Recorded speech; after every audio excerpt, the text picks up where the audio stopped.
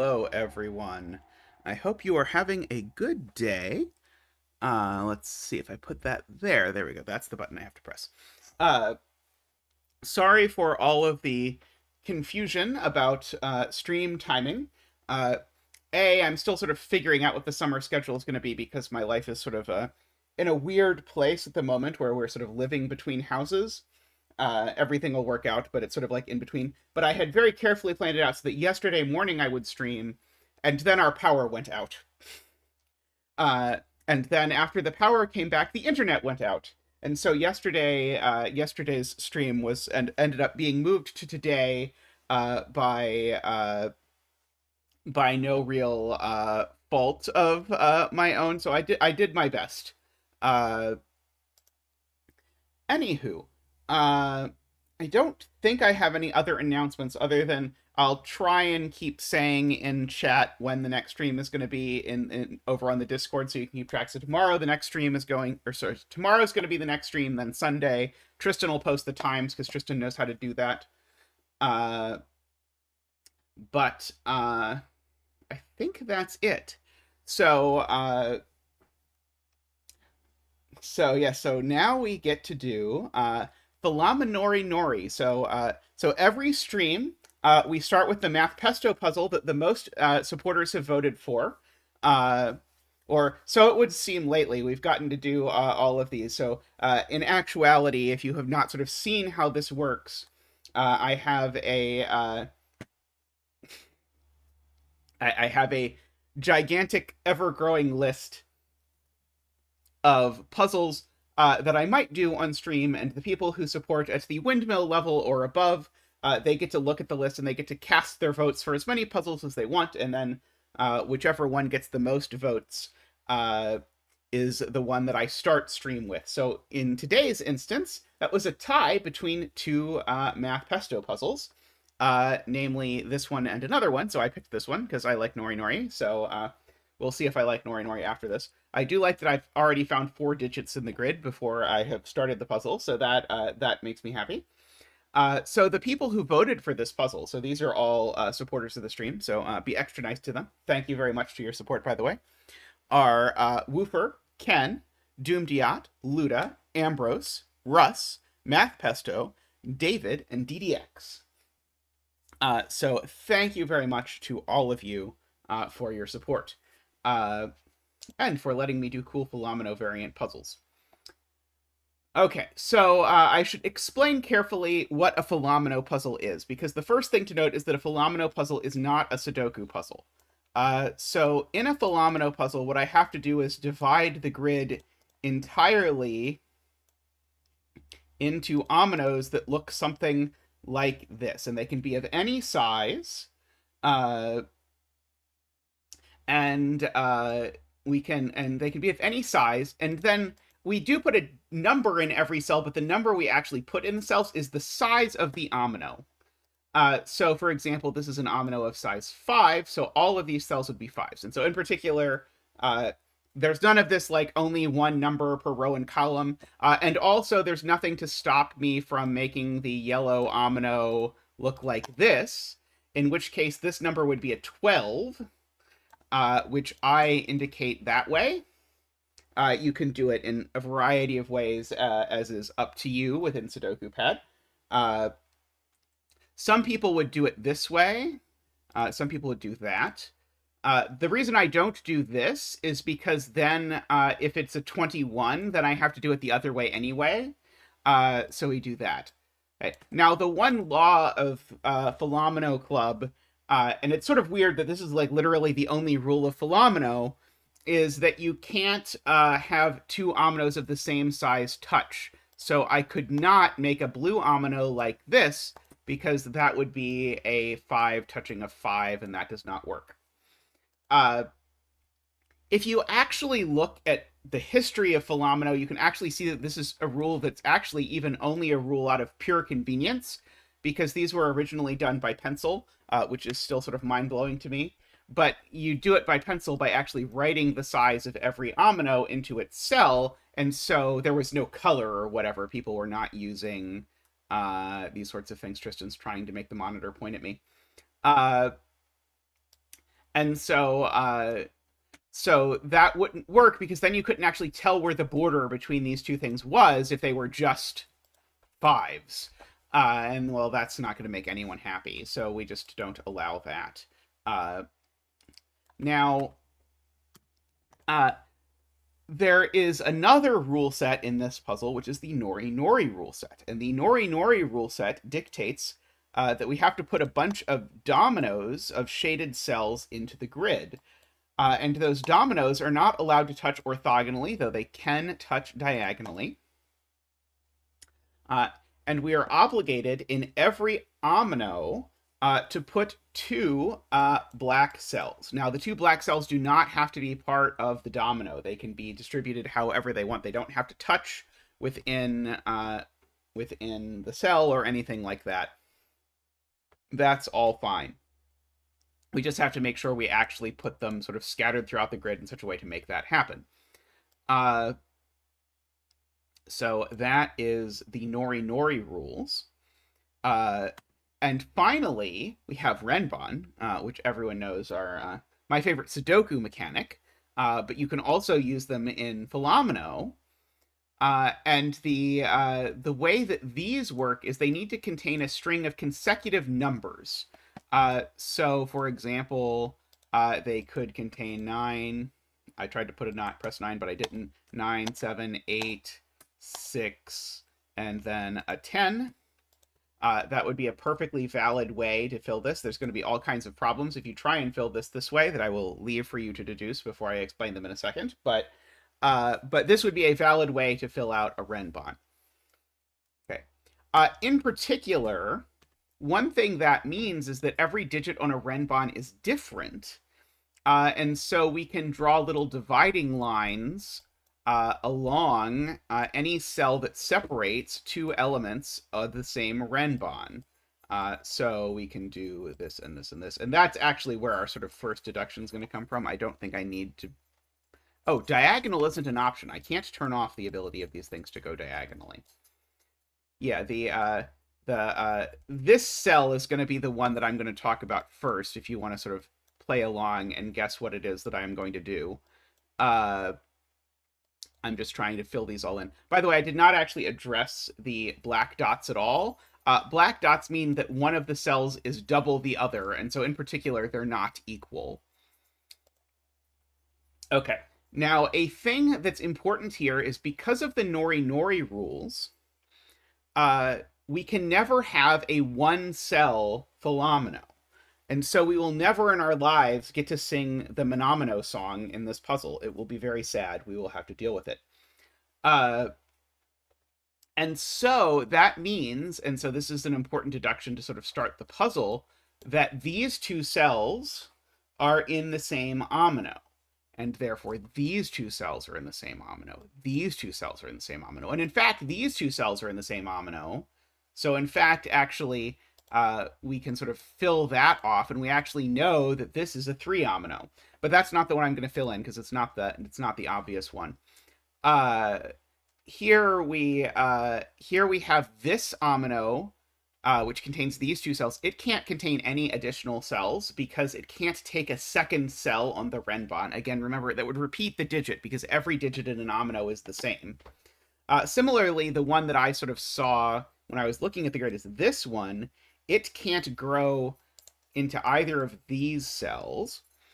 And so we're going to get to do all manner of sort of things to start. So first of all, we can fill in some digits and get our digit dancing penguin coming out. So these are 2s. And we'll bring out Zach to do the 2 dance. Ba-do-ba-do. Woohoo! Woohoo! Woohoo! Thank you, Zach. Thank you. Much appreciated. These are 3s. I can get rid of my sort of guiding lines. And I can do a lot of shading now. So I'm not going to color ominoes. It is true, there were multiple 13-bet cells last time.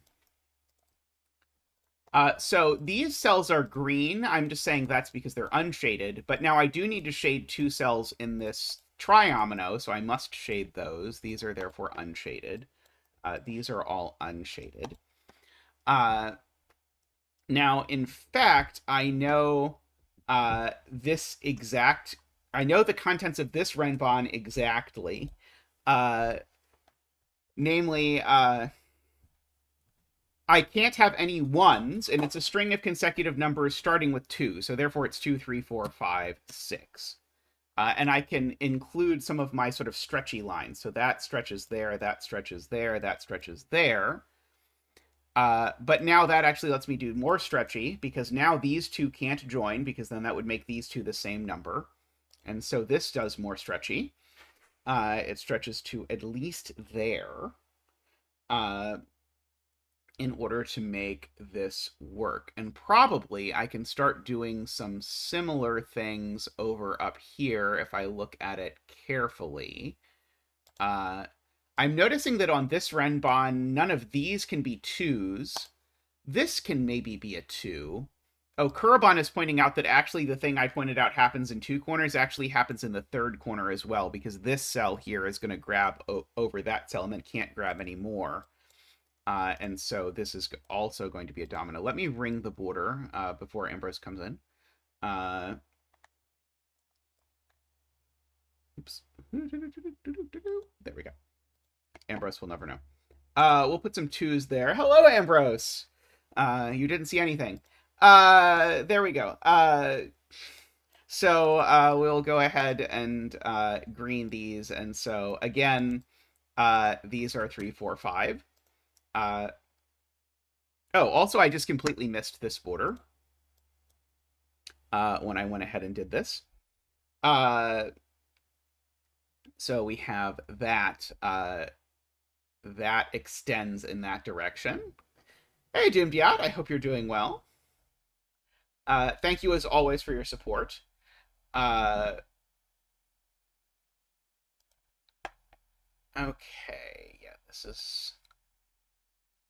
least 2. That's not super exciting immediately. This one certainly grows out while we are marking things that do things. Row 2, 3, column 8. Ah, yes, that's a good one. Okay, that's a great one. Okay, so Nell has noticed these two are also on the same Renban, and therefore those 2 cells are in an omino together. But that omino needs 2 black cells and currently has 0, so it needs to grow at least to there, which is then going to separate it from there and from there. And remember, it needs 2 black cells, so it needs to grow at least to there. This omino now needs to grow there. Okay, so that was a huge spot from Nell there. Now, this omino can't be of size 2 because this Renban already has a 2 on it, so it's going to grow there at least. It can't be of size 3 either because this omino already has a 3 on, or sorry, this Renban already has a 3 on it. And so I get to do some more sort of extendy bits. Now,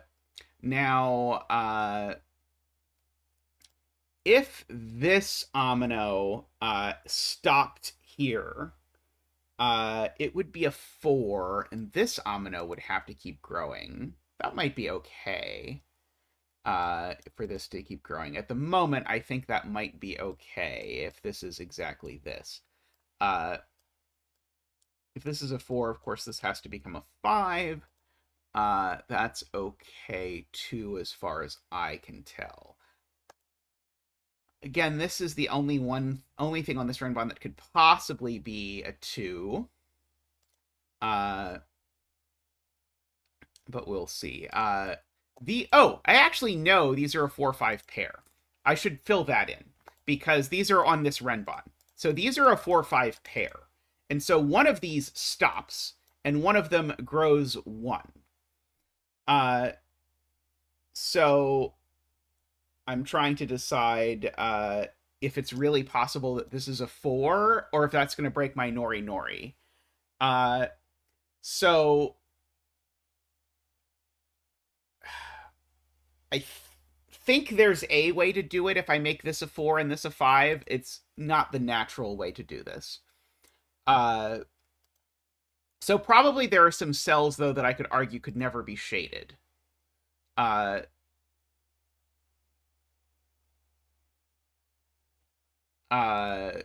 because I know I need 4 total shaded cells within the span of all of these.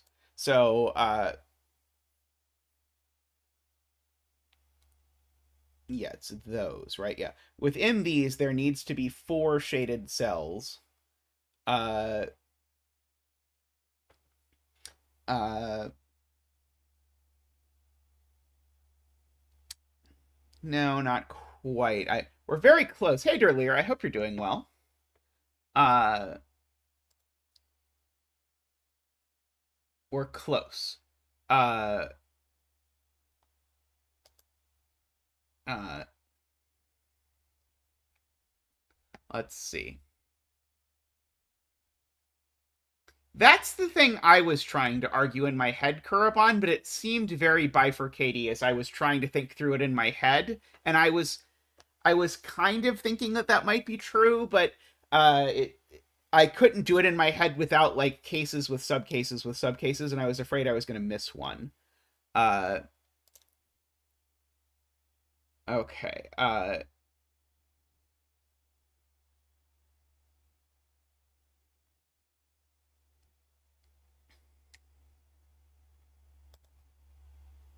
So if this is green, I think this can't be green. If this is green, let me try and show you what I think is this. If this is green, it forces both of these to be black. But now this is a 4, and there's no way it has two things in it. So I think that's a pretty easy thing to see, is that this can't be green. So that's always shaded. And if that's shaded, that's always unshaded. And if that's always unshaded, then this is always shaded regardless of how the world works, because I need to get 2 in here. So all of these are green, and therefore this can't get 2 shadeds if it's a 4, so in order to get 2 shadeds, it needs to be the 5, and we know what our ominoes look like. There we go. That did it without having to do the look ahead that I was a little afraid I was going to have to do. So we get all of that, which is sweet. I do completely believe that I could have done the look ahead without too much work, by the way.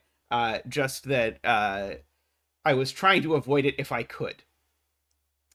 So yeah, this number is at least 3 now. Interestingly. This omino now is huge. I mean, it's not huge, but it needs to be at least of 3 in size, which then draws this in. And it's at least of 3 in size because it needs to get 2 shaded cells, and it currently has 0 shaded cells. So it's even going to grow at least to there, which means this omino grows at least to there, which means this omino grows at least to there. So we get a lot of omino chasing action going on up here. Oh, this omino chasing action continues, actually, because of that whole thing. Because I, again, still need at least that many cells up here. Okay, so none of these are 2. So, therefore, they really are 5, 6, and 7, is what Acid Helm is pointing out. Because they are on a Renban with 3 and 4. Now, let's see. So, do I know anything about what this is going to be? Maybe not yet. Oh, yes, I do know something about what this is going to be that I should have noticed immediately, but didn't. DJV points out, these are always in dominoes. So this is always green, because this either grows that way or that way. And this is always black, because it grows this way, which then greens both of these. Because otherwise we have serious problems with the world. I'm being told row 3, column 8 isn't 5 by Fillomino. I agree, it does touch a 5. That's a good point. Okay, so this is a 6 or a 7. And so, therefore, this is 5, 6, 7, or 8. as the options. Now, of course, you're sort of inclined to say I can't put 5 or 7 on a black dot, but I absolutely can in Fillomino. These are certainly all 6 or 7. Okay, now, this is a completely gratuitous deduction, I'm almost positive, but I cannot put this, this line here. Sorry, I cannot connect these, because then these digits would be consecutive and have a ratio of 2 to 1, and that's definitely not going to happen there. This region is at least of size 2, because it's in fact at least of size 5, and therefore, Ambrose points out, I therefore can't make it 5 because it now touches a 5. So this is a 6, 7, or 8.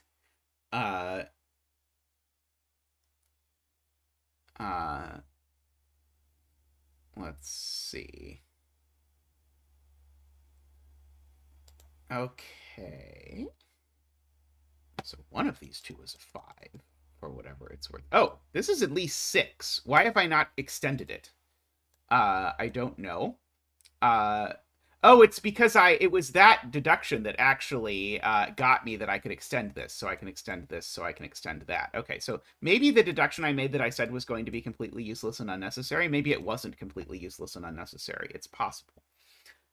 One never knows what one is getting into with math pesto puzzles. Okay, so this is 6 or 7.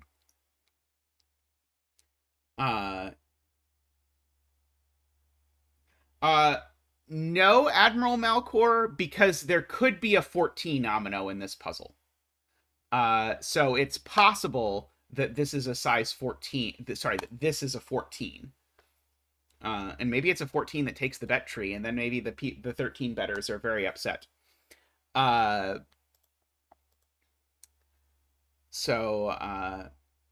Amy, I hope you're doing well.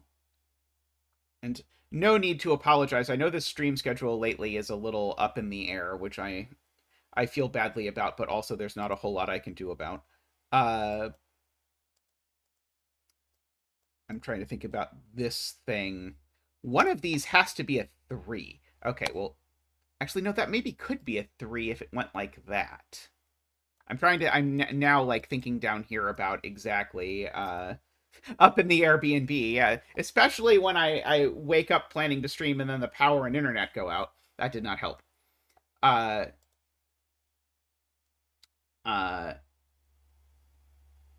see. Selena says if row 10, column 8. Yeah, a lot of people have been pointing out stuff down here, which I've been a little bit hesitant to look at because there was so much going on up here. But let's look at it now. I think also Carl earlier had something going on over here that I was waiting to look at until I had sort of exhausted what I had up here.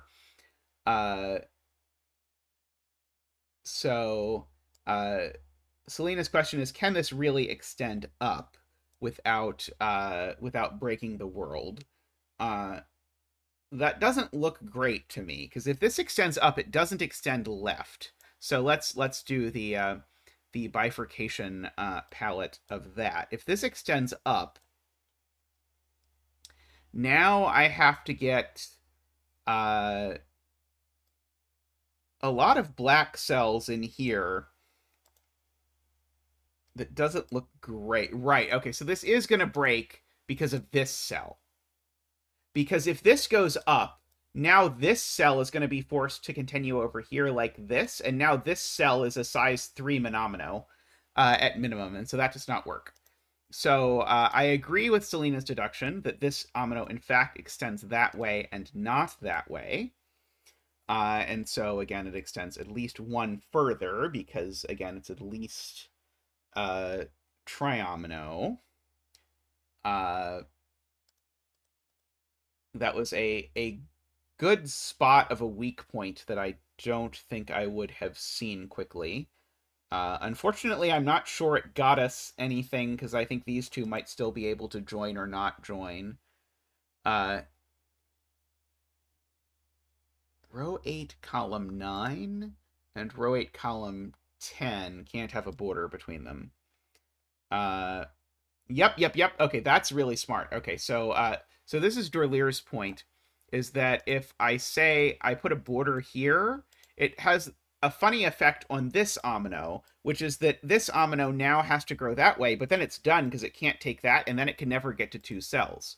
So in fact, these are always together. Okay, and so that would have actually gotten us to Salinas deduction uh, in a different way, because now these can't join, because then that would put two things on a Renban, and now this needs to take those 2 cells in order that it extend, and then there we go, something like that.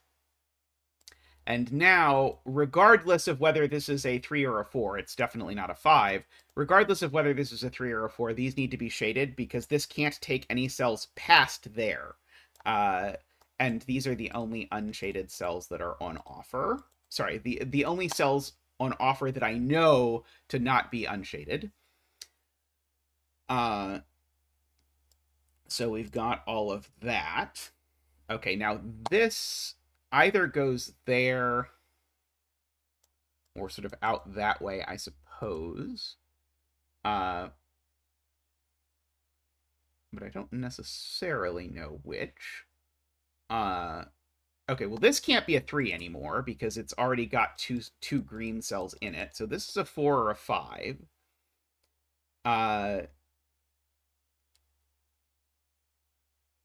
That is exactly what Jay Dyer also pointed out, is that could not be that.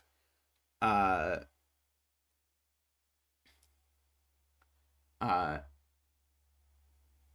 see, Mario doesn't believe row 9, column 10 can be a 3. Can row 9, column 7 not be equal to row 9, column 10? I'm not sure. So Mario says because of row 7, column 10.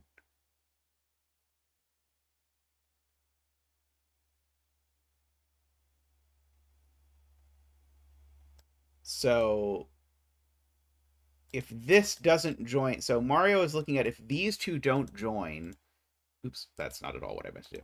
If these two don't join, that is, if there's a border here, then it forces this to extend out, which forces that to extend out, which forces this to extend out, which forces that to extend out. Oh no, so this could be a triomino, so it doesn't force that to extend out. But then would force this to extend out. This doesn't break quickly unless this is already broken. I agree it's unlikely. I think it's much more likely the other way. But this does not obviously break to me.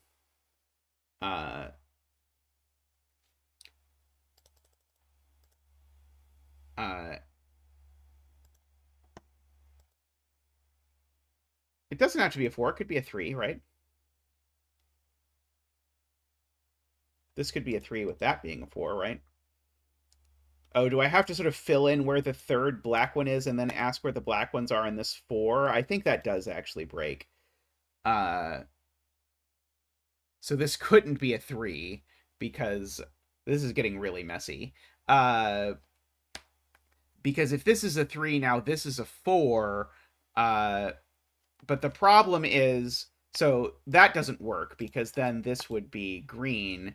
But this doesn't have to be a 3. This could keep growing this way, and then this could grow in various other places. And I don't think we're going to break this, especially given that someone in chat has told me that's what the actual solution is.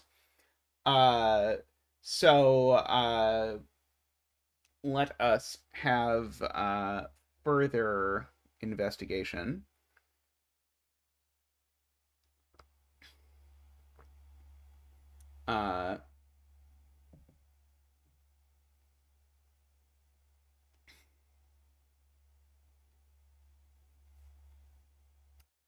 I do agree there's a Renban here. So these are 3, 4. This is 3, 4, 5, I guess, is what I know about this cell.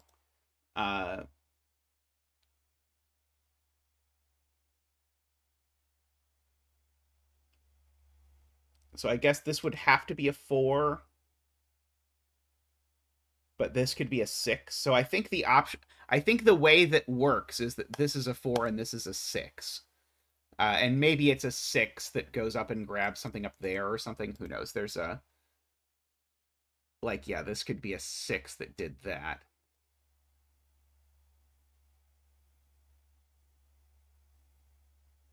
Is Malcor correct in pointing out that this can't be a 5? Because if this was a 5, it would make this a 4. So that being a 4 would go there. This being a 5... I don't think it's obvious to me that it's not a 5.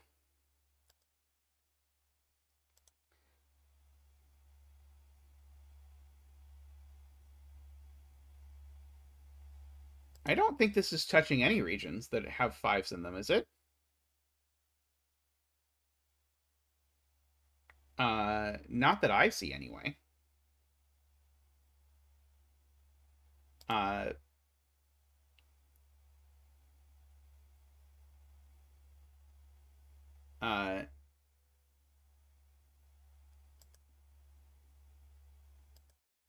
So I think this is probably not the area I think this is probably not the area that is most constrained at the moment.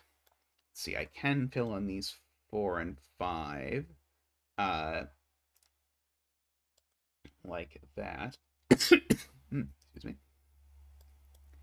Now, it's possible I have to ask myself questions about these, like the fact that one of these two is a 5.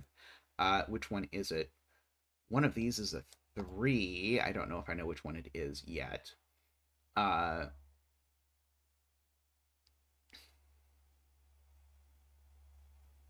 see.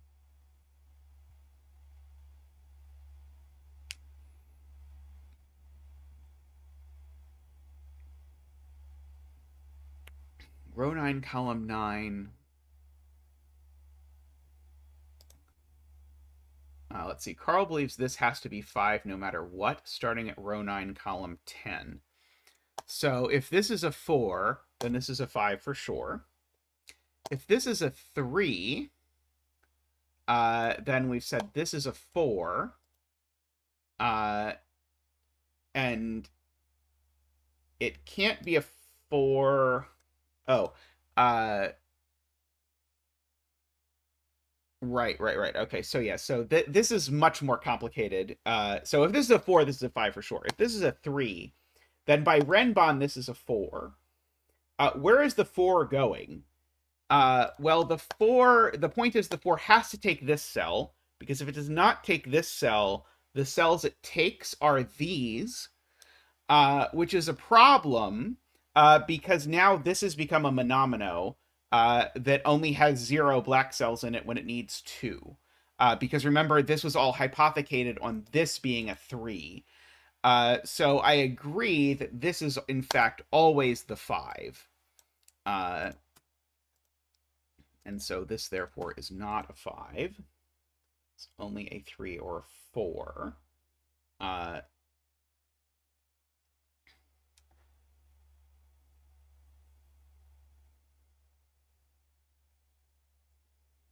Intriguing. Hmm. What is going on in this puzzle?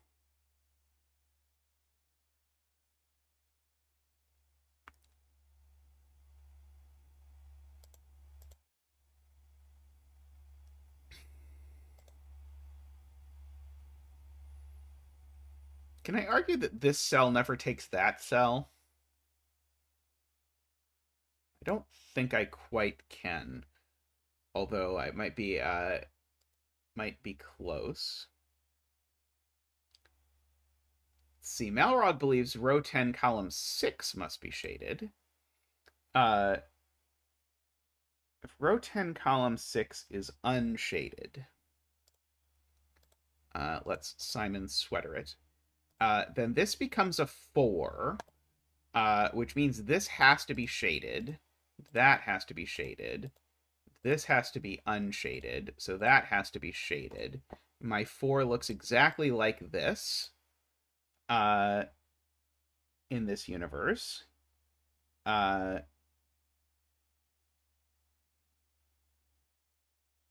Okay, so in this universe, this is a 4. This is now unshaded. And now the 5 needs 2 shaded cells. That's unshaded. So the 5's 2 shaded cells have to now be exactly these two. Because I need a shaded domino, and I can't go up or I'd make a triomino. I feel I have made it past the threshold I am willing to bifurcate through unless something is broken here. We'll go back to the Simon Sweater point. Let's see. Kurobon says if row 7, column 9 goes up, it would have to be a 4, which also isolates row 7, column 10. Okay, if this goes up, it can't be a 5, right? And it can't be a 3 either, so it would be a 4. And now, therefore, this can be neither a monomino nor a fouromino. That's true. That's an interesting little bit of Renban logic. And so that lets me extend this out. Oops, not like that. That lets me extend this out now because it's not done. I mean, among other problems. Now this, in all cases, this needs to get out. And it can't go out up. Because this certainly can't go back and join this pair. And so that's going to get me domino here. Now, it's possible that this joins this 5. But whatever this is... I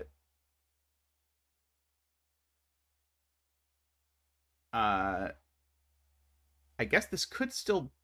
Can this still be a 3? If this was a 3, this would be a 4. Is this being a 4 really possible? I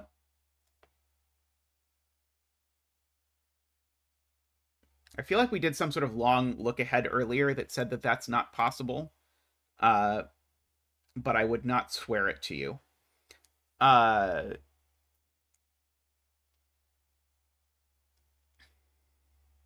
Oh no, okay, I do see it. Okay, yes, there is a look ahead here. If this was only a 3, then this cell becomes black, which then makes this cell green, which makes this a 4 that can't get to 2. Oh, right, which makes this a 4 which can't get to 2 shaded cells. Okay, so this is horrible, and is probably not the intended thing.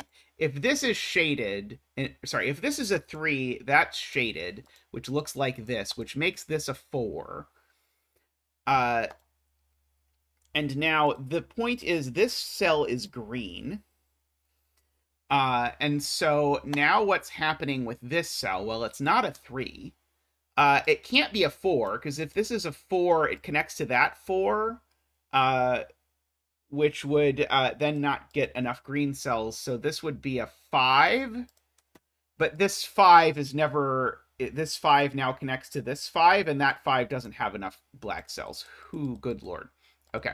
So, in other words, this is not a 3. Could be a 4 going down, not left. I think that also breaks for a different reason. So if this is the 4 and these are the 4s, now this is a 5. Oh, maybe that does actually. Nope, that still doesn't work. That still doesn't work for the same reason, Jay, which is that this 5 is never getting to enough shaded cells. So it breaks in exactly the same way, I think. Let's see. Malrog says it might be easier to see that row 7, column 10 can't be 3. Well, I mean, I don't know that either of these is a 3. Yeah, I don't think that's the intended deduction because it's a horrendous mess. But the point is, what we just proved is this is not a 4. And so if this is not... Sorry, this is not 3. And so if this is not 3, it definitely grows out to include that cell. Now, was that even useful? Who knows? but we take what we can.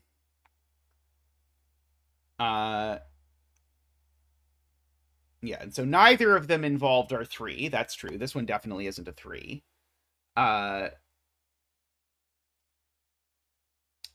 So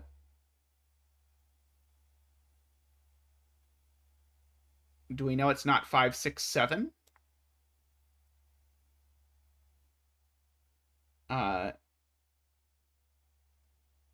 Isabella keeps saying it can only be 4, but I have no idea what the it is. Oh, right. This digit can only be from 4 or 5. Oh, sorry, this digit can only be 4. Got it. Okay, so the point is, this digit, if it's a 6 or a 7, doesn't have any outlets. So just by virtue of the fact that this digit is blocked into these two, tells me that this is a 3, 4, or 5. And it's not a 5 because there's a 5 on the Renban, and it's not a 3 because that cell is green and it would never get enough. So this is always a 4, meaning that these are 3s. Isabella earlier told us that this was how this worked out, so I'm not too surprised that this is how this works out. So this is a 4.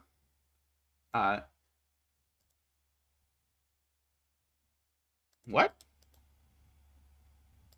Oh, the 4 can go down. Right. The 4 can still go down. Right. This 4 touching these doesn't tell us anything other than that something maybe. So this is not a 3. We've argued at great pain to ourselves. So we do know this is a 6. So that's a 6, and that's a 6, and that's a 6. It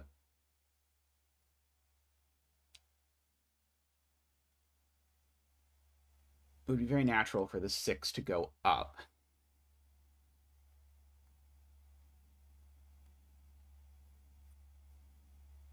I'll note I don't think this made our argument that this wasn't a 3 any nicer. I think we just missed a good argument about why that was the case.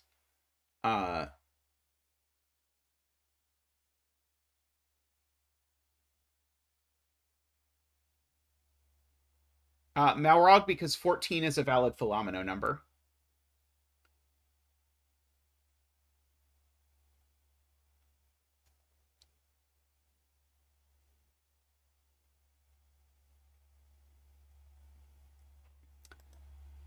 Let's see, Carl is arguing that if this is unshaded, it breaks.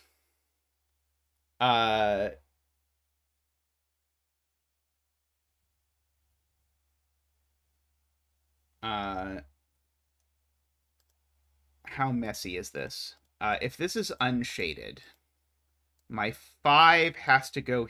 No, not necessarily. Sorry, that can be shaded.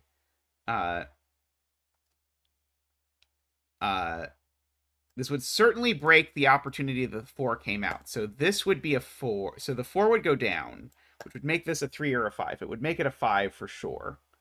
Right. And as soon as this is a 5, it now joins this 5 down here, and that 5 omino only has one thing in it. Okay, so that does not work. Okay, that is a... I feel like this puzzle started out so sweet and innocent, and then has turned less so. This is green because otherwise I create a none domino. So there's a domino. Oops, there's a domino. There's a domino. There's some green going on. Hey, Chef of Death. I hope you're doing well. Let's see. So there are 4 6s. That's so many 6s. I mean, it really is... This 6 really wants to leap up here, but I don't know yet.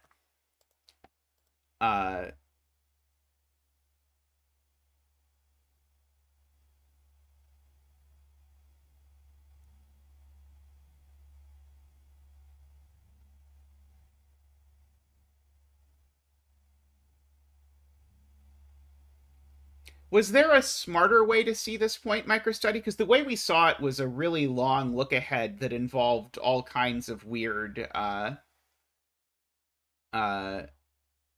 things.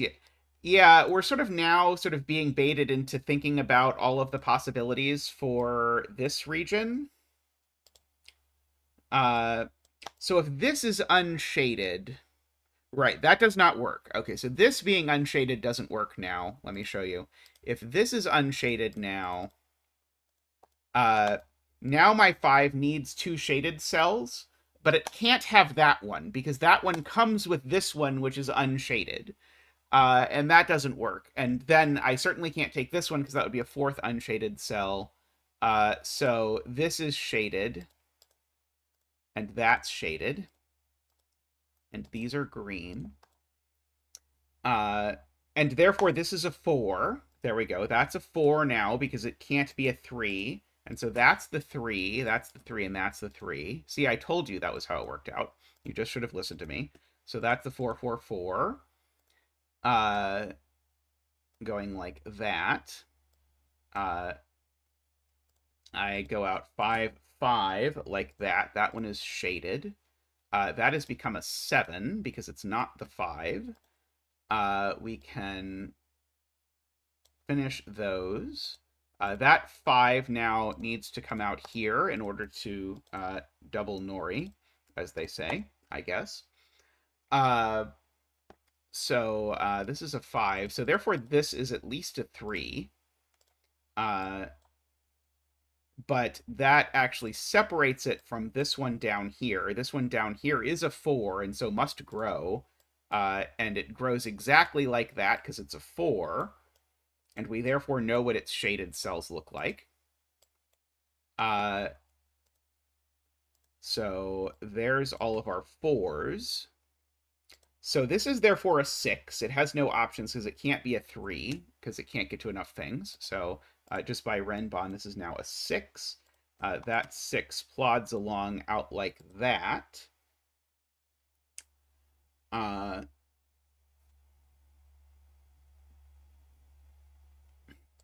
Dare I ask what Norinori is, microstudy? Okay, this thing now can't be a 4 because it touches a 4. And it definitely gets out. Oh, that cell's green, actually. So this cell actually goes out, and it's not done because it can't be a 3. It wouldn't have enough stuff in it. And that does tell me that this doesn't grow right, which tells me that this grows up. Now, almost assuredly, this is going to join that 6.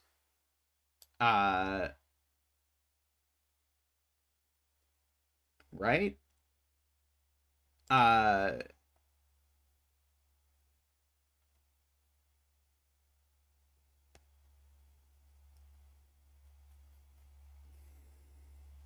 As with almost all Math Pesto puzzles, this puzzle has been great, except for the part where I wasn't clever enough to figure out what I was supposed to do and did a horrible bifurcation instead. Yes, I can put a border here. That's a very smart point from microstudy. And so therefore, that extends this up to there, puts me a border there.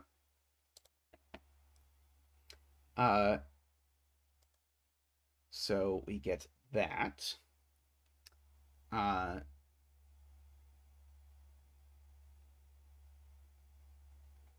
So what is wrong with this? So chat was suggesting this can't really be a 6. I do know, yes, as pointed out, that goes this way.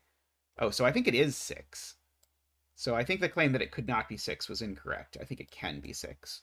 Because I think now that Jay Dyer has pointed out that this has been sort of bullied over to here, this has now been bullied into being a 6. Like that. And so therefore these are both black and that is green. None of these are 6s. They are a 3, a 4, and a 5. Well, this one's certainly not a 3. Okay, and this being a 4 or a 5 now means it's not... Oh, sorry. Does not mean that. I somehow thought this was a 7. But it is not a 7. Whatever this is, it grows out, because it's only one cell currently. So this grows like that. This certainly does not grow left.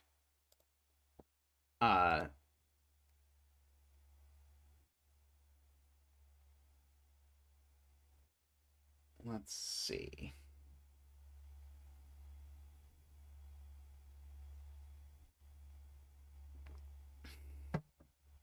Being told this can't be 7 because this can't be 6 and it can't be 8. Right. This can't be 7. Okay, that's a very good spot from several people in chat have been telling me this, and I haven't been comprehending it. It's because if this was 7, this would need to be 6 or 8, and it can be neither because it's 4 or 5. So therefore, the 7 doesn't go that way, which means the 7 does go up this way. This thing still needs to go up in order to get its other black. And so that has finally forced my 6 to go up and become 6, like we always thought it would. So that finishes my 6omino. These are therefore 7s. This is now... this omino is now done. The 7omino is now coming up here. The 7omino does not go on this other side, so this is a 3 or a 14. Sorry, a 3 or a 12.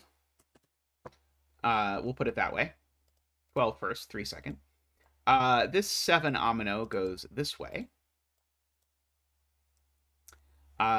We still know that this 7omino is not the same as this omino. This is going to grow out this way. So we can put some bars around here. This is certainly going to continue growing. And I'm going to go ahead and fill in that I know all of these are 7s because it seems like it could be relevant. This 7 is going to continue growing because it doesn't have 7 things in it yet. It's not going to grow to join the other 7omino. This 7omino is not going to grow to join the other 7omino. It's not going to join to grow the omino above it that's distinct from it. So 1, 2, 3, 4, 5, 6. And so that is the 7th cell of the 7omino. The septomino, if you will. So that has been finished. So these aren't 7, by the way. This is 5 or 6, so it definitely grabs this cell. This is 5 or 6, so it definitely grabs that cell.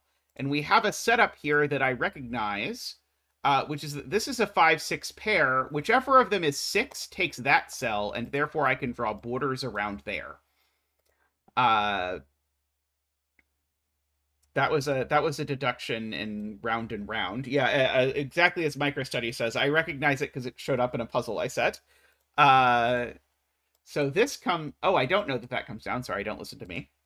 Oh, okay. So I do actually, if I note that this therefore is 5 or 6, and this therefore is at least 3, but could be as much as 12. So, but it's at least 3, so that comes down.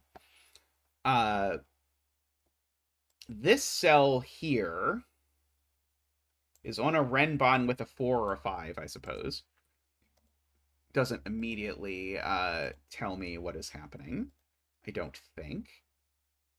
I can write 6 into row 2, column 2 if I want. I can write 6 into row 2, column 2 if I want. That's very smart. So I liked Round and Round. I thought it was fun. I kind of want to play more with that since this has been my like pencil puzzle year. Although I kind of want to set a Sudoku at some point in my life, but we'll see if that happens. Okay, so Carl asks me what happens if this... That's adorable. I love that. So the thing that happens if this grows, let me just show you, is that this is a 5, but therefore this is a 3, and I now have a 5-3 Renban, which is just fantastic. Can't have a 5-3 Renban, so therefore, by Carl, this does not grow. So therefore, this is a 4, and it needs its last shaded cell, so it gets a shaded cell there. This, therefore, is a 3 or a 5, but it can't be a 5 because it's touching a 5, so it is a 3. And so that is a 3, and it's done, but I have to press the right button in the right mode or it doesn't work. Therefore, that is shaded. Therefore, this is unshaded. Therefore, this is shaded. Therefore, these are unshaded. Uh, just to make all of that work, let's D4 our stuff. We can D4 these cells as well.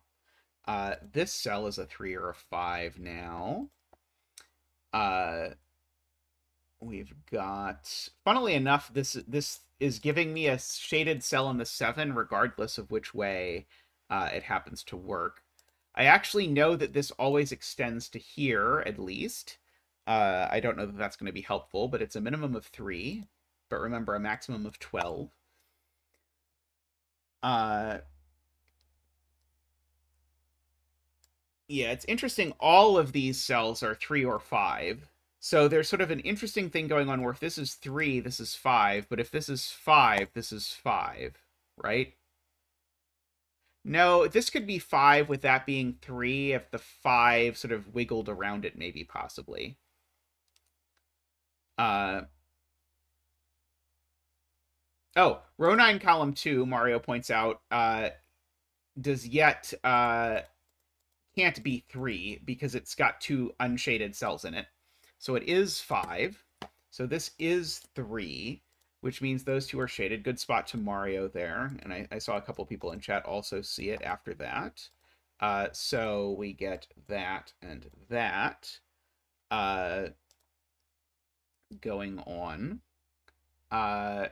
So now, even if my 5 region takes this, actually my 5 region always takes this cell. We're not ignoring Kropke, dual Sven, dual 7. It's just that this is a 3 or a 12, and it could be a 12. This cell must be part of the 5, because if it's not, my 5 cannot get to 2 shaded cells. So this is part of the 5 and is shaded. And so that is also shaded, but does not have to be part of the 5 necessarily. But this is not part of the 5 ever. So whatever it is, it goes up.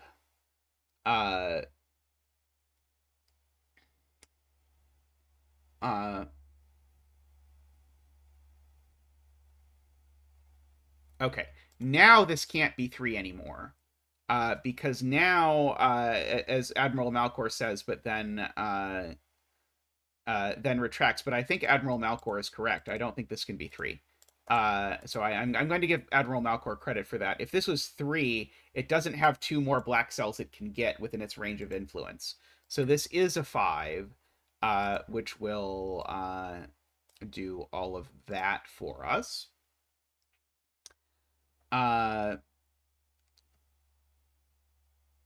Let's see. My 7...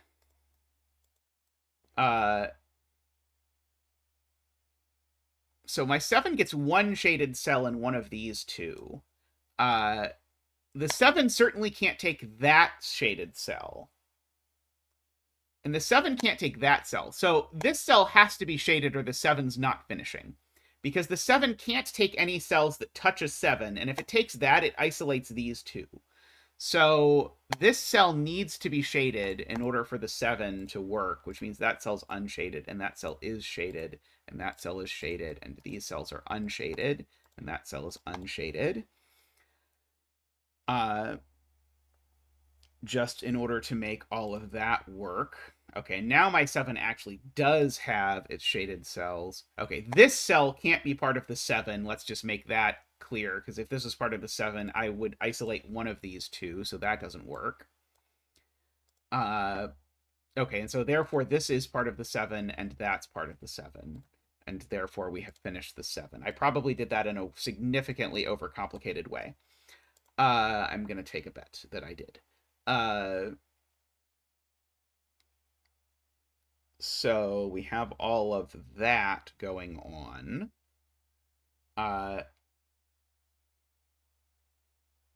Selena would like us to count if this is just 12 and we can finish. 4, 5, 6, 7, 8, 9, 10, 11, 12. We could just write 12 in all of these cells and just call it good. Is that the plan? Because there's 2 shaded cells in there. Seems perfect to me.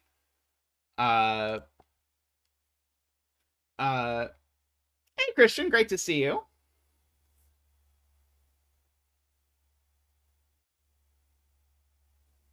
Let's see. How are you not modded? I thought you got modded the other day. Uh, well, congratulations, you have been modded. Uh, uh, let's see. It is the real laptop fixer, not the fake laptop fixer. The real laptop fixer. That is true. Uh,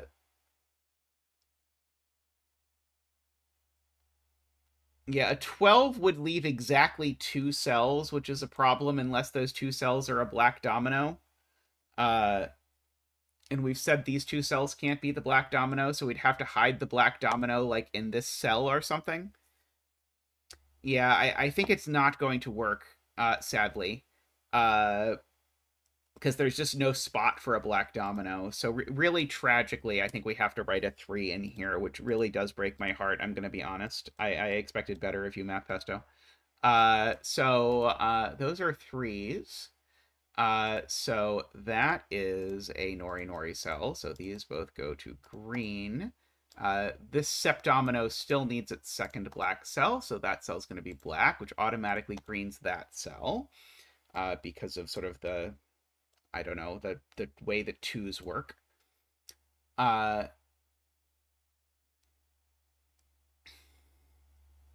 uh, oh, do we now have 12 cells? 4, 5, 6, 7, 8, 9, 10. No, this is, oh no, this is 11 cells, right? 2, 3, 4, 5, 6, 7, 8, 9, 10, 11. This is 11 cells. So if this is a 5, that's going to be a real problem. Because if that's going to be a 5, I'm going to need to leave 1 cell. And I don't know where I'm going to put a 1 cell that I can fit a domino in. So I think this had better be a 6. And then this had better also be a 3. Further disappointment. So these are both 3s. So we've got that. Oh, but as soon as this has become a 6, I might as well fill in the 6s and the 5s. And draw in my little bordery-do. Let's see.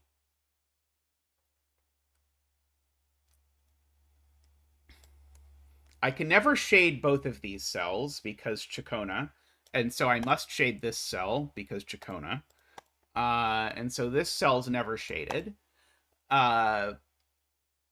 So we get that, and so I'm trying to like do this rigorously and not just say, oh, and so the shading that I see must be the correct one. Is like, that seems very reasonable as a combination of shading. Let's see. If I shade that, then I'm obligated to shade that.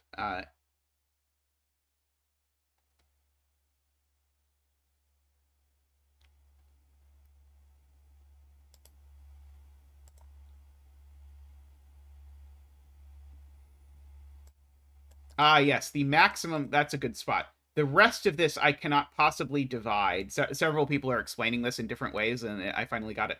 The rest of this only has at most 3 shaded cells. Well, it therefore must be 1 region, and so we can just call this region good and call it an 8. Like that. We can get rid of those and those and those. Now I have to make sure one of these 2 is shaded. If that one is shaded, those 2 are shaded. Oh, well, whichever... No, sorry, no, that's not true.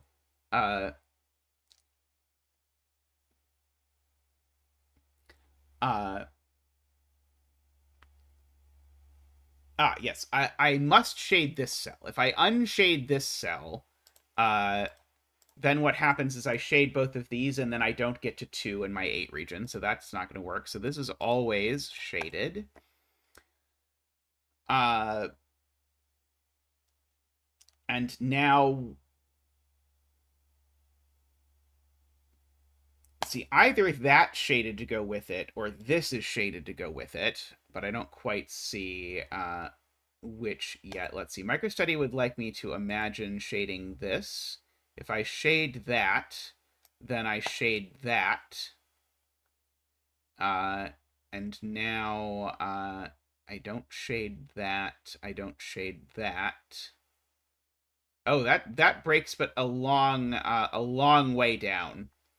So MicroStudy's point is if I shade this, then I don't shade either of those.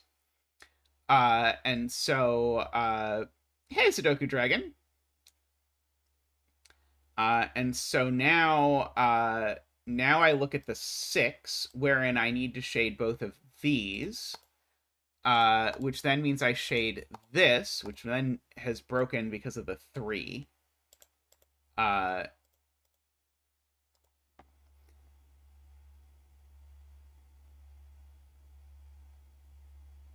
Oh, I guess here's the easy way to do it.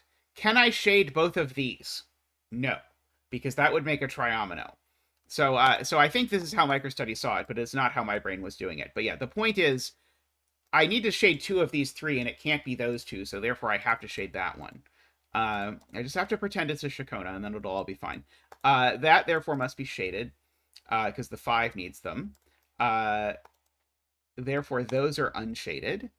My 6 is not shaded enough yet, so therefore that's shaded, and that's unshaded, and therefore that's shaded, and that's shaded. And therefore, we just have to count how many cells are in this octomino to fill in the bet tree. And the bet tree is an 8. So congratulations to all the green 8 bettors out there. May all your betting tree wishes come true. Oh, I realize I have a few guiding lines that I can get rid of, like that one, and that one, that one there, that one there, that one there. Very nice. I suspect that we missed something around this whole area a little bit. This is definitely a puzzle, and I think this is actually kind of an upside of this sort of genre of puzzle, where you've got sort of these sort of Fillomino hybrids, is that if you don't see the intended logic, you can just sort of bifurcate your way around it.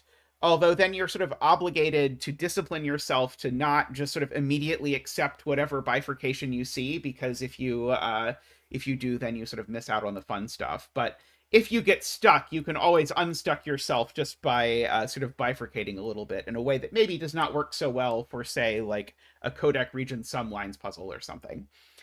All right, I'm going to take a quick break, and I'll be back, and Ambrose will take a quick break and be back at a later date. But good luck, Ambrose. I hope you have a good day.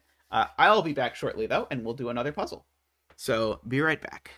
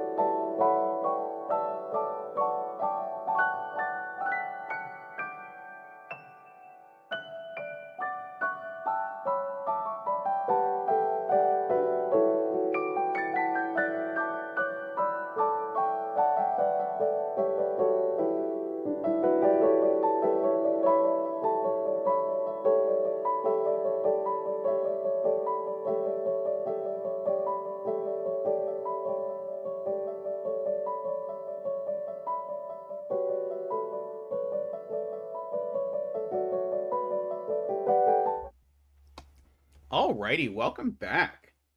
We are next back with a Renban wall puzzle.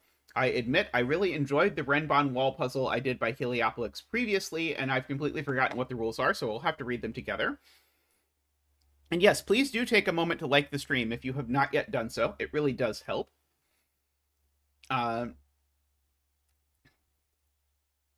right, the digits touching a purple line form a non-repeating set of consecutive digits. Additionally, the wall separates the high digits from the low digits in the set. The solver must decide which side is which for each wall.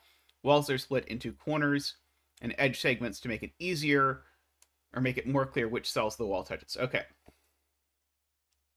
So these sets, or this is a set of digits of 6 consecutive digits with the highs on one side and the lows on the other. I don't know which. And then this is also a set of 2 consecutive digits. So for example, this is a set of 2 consecutive digits with this either being the highs out of those two or the lows. And so this is going to be a 6 or an 8.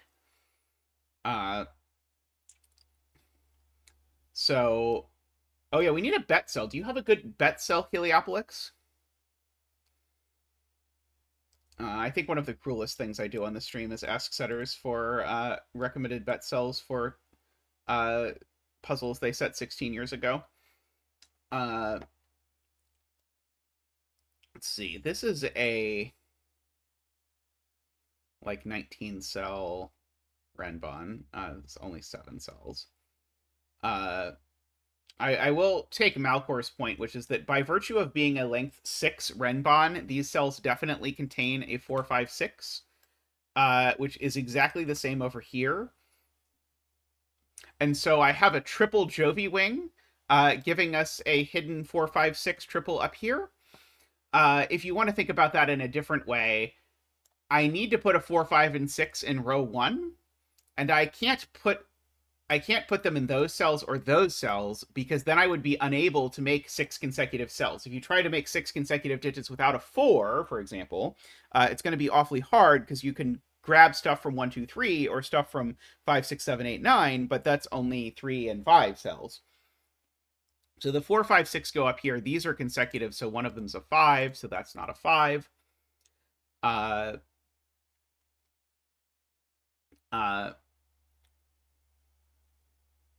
Now, these 3 cells, so I want to think about this now. These 3 cells, which are not on this length 6 Renban, are on this length 6 Renban. And so, if this Renban is not extreme, that is, if it doesn't have a 1 or a 9 on it, then both 1 and 9 are up here, and therefore 1 and 9 are both now down here, just by sudoku, about where the yellow digits go in this box. And that's a problem, because I can't have both 1 and 9 on a length 6 Renban. So therefore, these are either 1, 2, 3, or 7, 8, 9, and the same is true of these. So I'm going to just sort of write that up here to try and communicate that. These are 1, 2, 3, or 7, 8, 9. I know that one can't be 7. But I'm just sort of trying to communicate that one of these is a string of yellow digits that's sort of extreme on the one end, and the other is extreme on the other end. I don't know how useful this is going to be, but it might turn out that this is a coloring puzzle. Did we ever get a bet tree, by the way? I don't think we have yet. Okay. Oh, no, bet cell, row 2, column 6. There we go, row 2, column 6.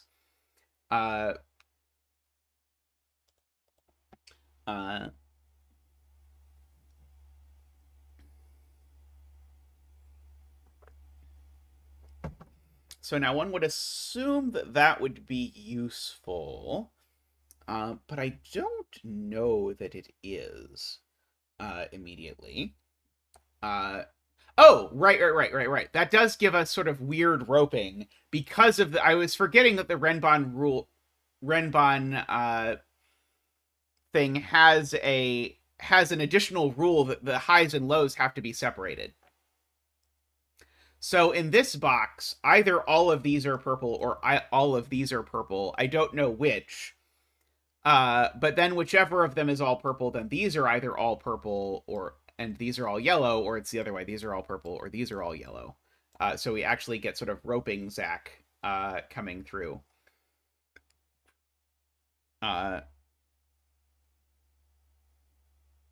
Now, the weird thing is that doesn't actually seem to sort of immediately connect anything that I can see.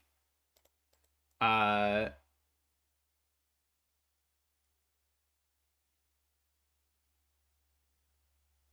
wall in box 7 is a 9-cell Renban? I think it's only a 7-cell Renban. 8 won the bet in the last puzzle, Jay. 8 was the winner. Or am I misunderstanding how the corners work? Do the corners actually also include this cell? Is that part of it, and I'm just missing it? Yeah, I assumed it was not. Corners are touching. Oh, I see. Okay, so... So if the corners are touching, that is going to be a rather significant note. Because what's actually happening, I was not highlighting this correctly. This is still considered touching the wall, even though it is not touching the wall. And so, therefore, this is actually a length 9 Renban, which means that these 3 cells actually have to go over here. And so, in particular, one of these two has to be a 7 once we get that. I guess it's kind of touching, like there's a purple sort of spilling out in there. Still weird. It would have been perfectly normal if I'd have actually pulled up the example puzzle when I did it, but I did not pull up the example puzzle, which I should have. So that means one of these digits is a 7.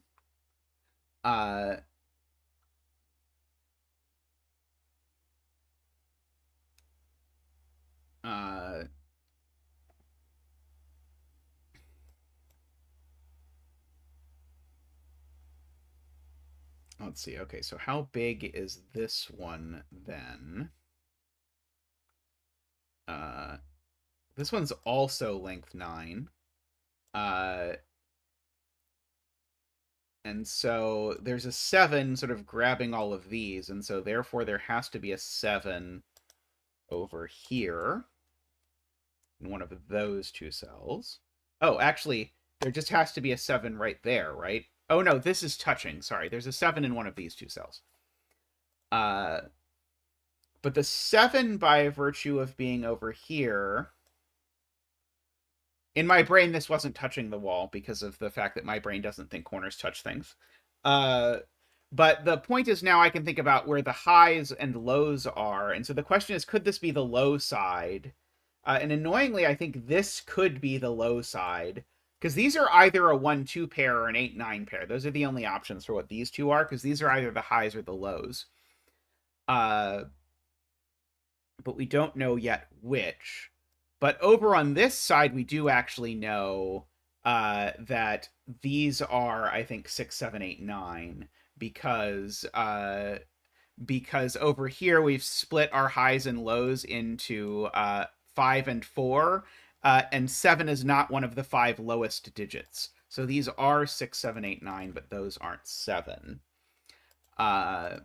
Is the point. Now if... Oh, no, that is on this Renban. Okay, so this length 3 Renban... Sorry, this length 4 Renban thing, it definitely can't have a 9 on it. Because if this is a length 4 Renban, if it has a 9 on it, it needs all of 6, 7, 8, and 9, and it doesn't have that one. So these are definitely not the 9.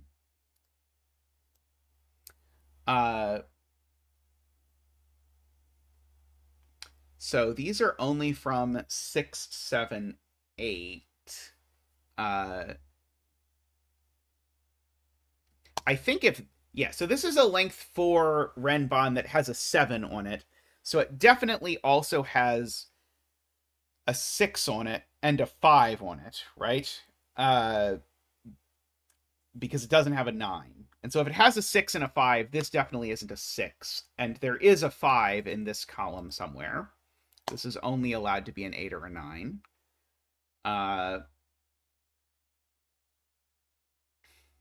Now, if this is an 8, this digit is a 9.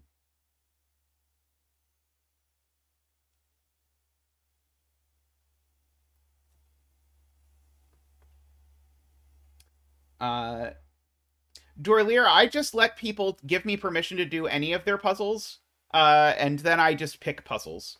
The world is not short of puzzles, it turns out.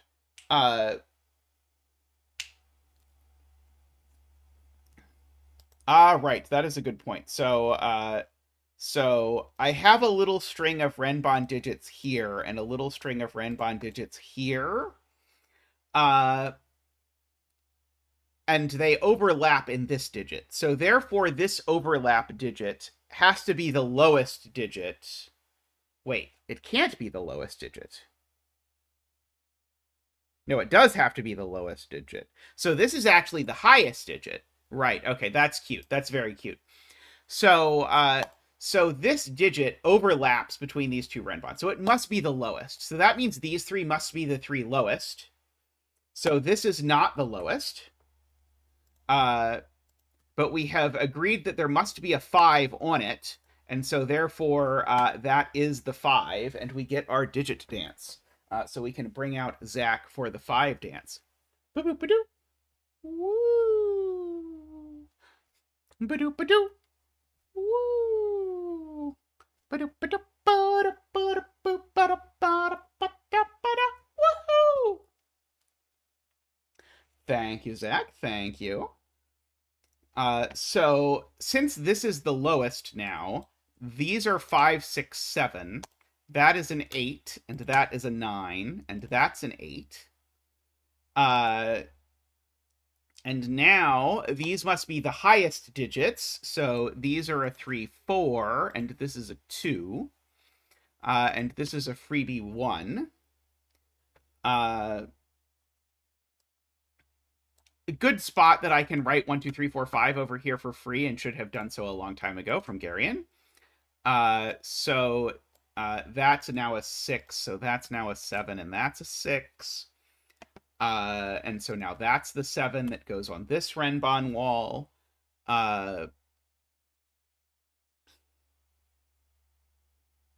So now this is the only place for a 6 that goes on this Renban wall. So that's a 6. So these are not 2. That's not a 5. These are not 1.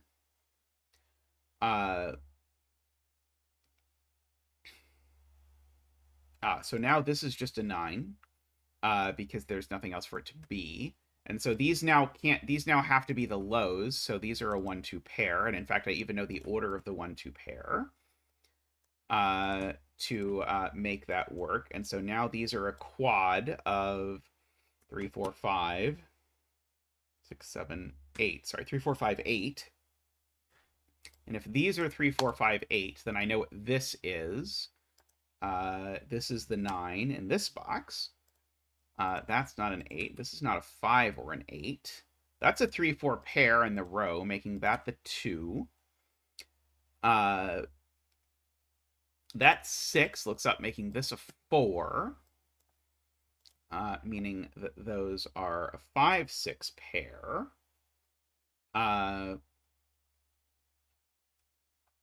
Let's see, what is left in this column? 1, 2, 3, 5, 8. Well, I can't have a 5 or an 8 on here, so I definitely have a 2 in one of these two cells, so these all are not 2.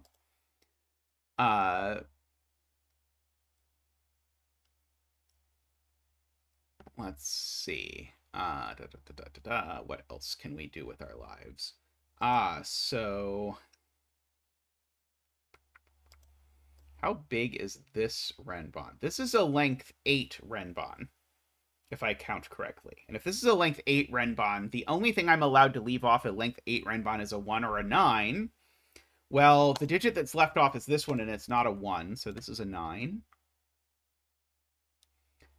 So therefore there is a 1 on one of the sides of this Renban, whatever it's worth. There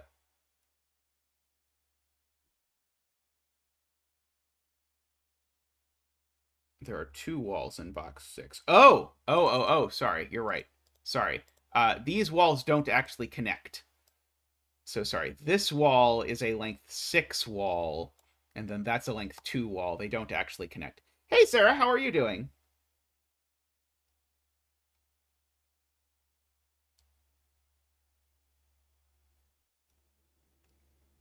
Which is sad, because I had another deduction that followed from that, but it's not going to be true if the first deduction isn't true.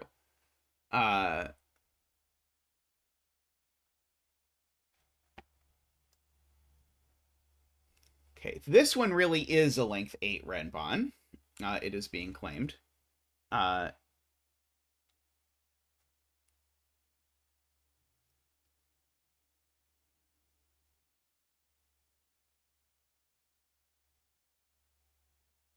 see. M. Nasty thinks 8 in column 4 is by row 5, 6, column 3. Column 3.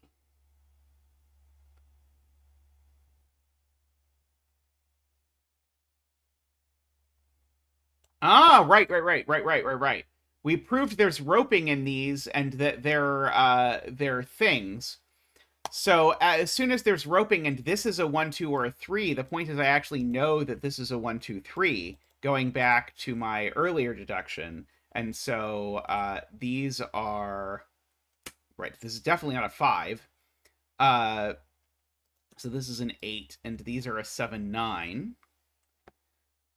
So that lets me at least sort of fill in that. Good spot, good memory that we proved that much earlier and then proceeded to completely forget about it.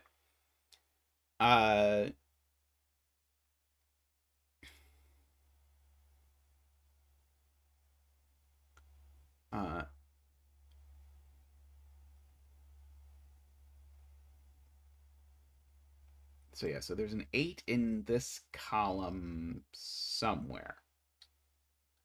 It might be in one of those two, and it might not be in one of those two.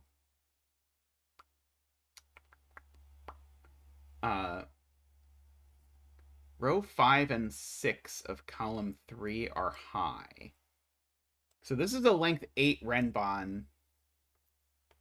And so these are either the 2 highest or the 2 lowest digits on it. And so if they were the 2 lowest digits, that would be a problem because of the 1, 2. So these are the 2 highest digits on it. And so these are from 6, 7, 8, 9 is Mario's point. Now,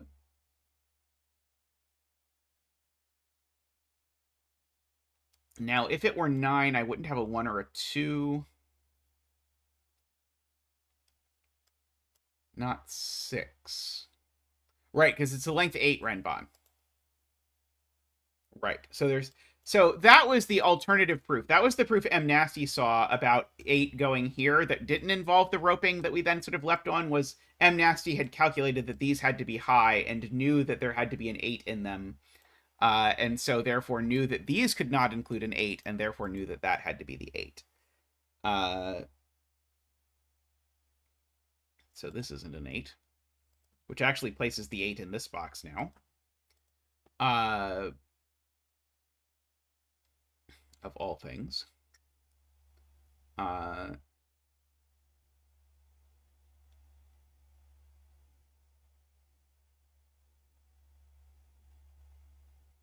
9, column 3 is not a 3. It breaks roping. Right. Gorgeous. Gorgeous, Selena. So one of the rows of this box, I don't know which one, is 1, 2, 3. Well, I know it's not that one. One of the rows in this box is a 1, 2, 3. And whichever of the rows in this box is a 1, 2, 3, it can't have a 1, 2, 3 looking at it from below. I think of that as a very Clover sort of trick.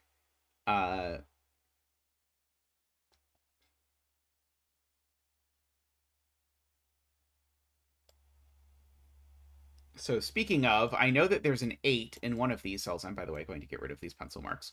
I I know that there is an 8 in one of these two cells in this column, because there is a high that in this column, in this box, and it's not a 9 or a 7. So one of these is an 8.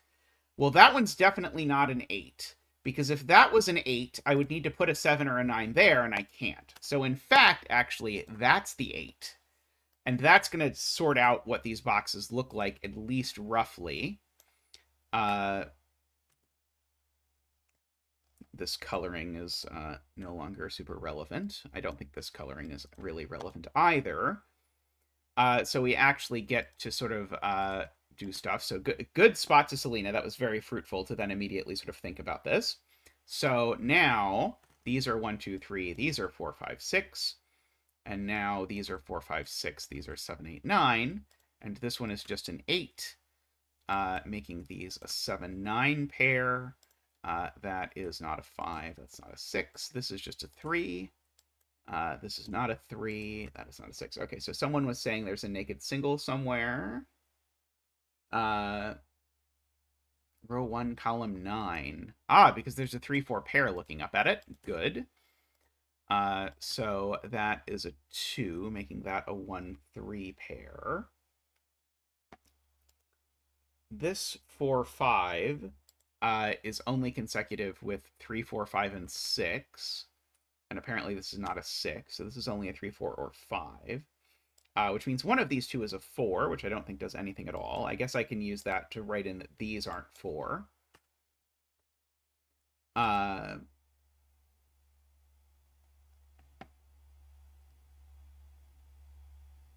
Oh, this can't be a 4. This Renban needs a 4. And wherever that 4 is, it's in one of these cells, so that's definitely not the 4. And so if I have an odd on one side of a Renban dot, I need to have an even on the other side. So that is a 4. With those being a 5, 6 pair. So we've got that.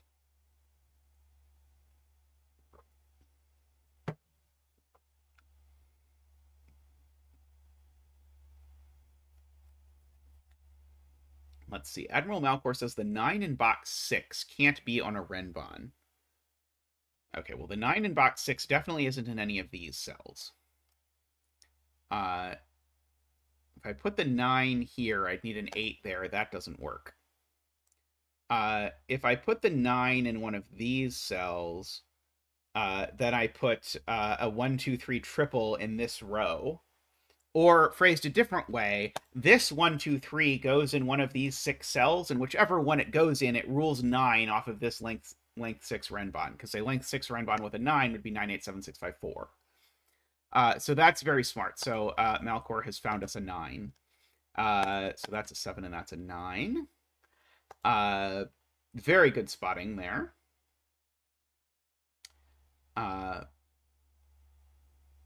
Now that can't be the 7, because that would need to be a 6 or an 8, and that can't be the 7. So now the 7 in this box is on one of these two. And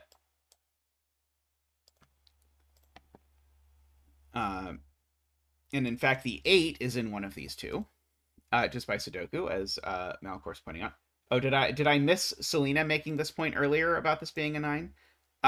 Now, the 8 and the 7 had better be on the same side, because the high digits of this Renban are now forced to be 6, 7, 8. So that's not the 7, that's the 7.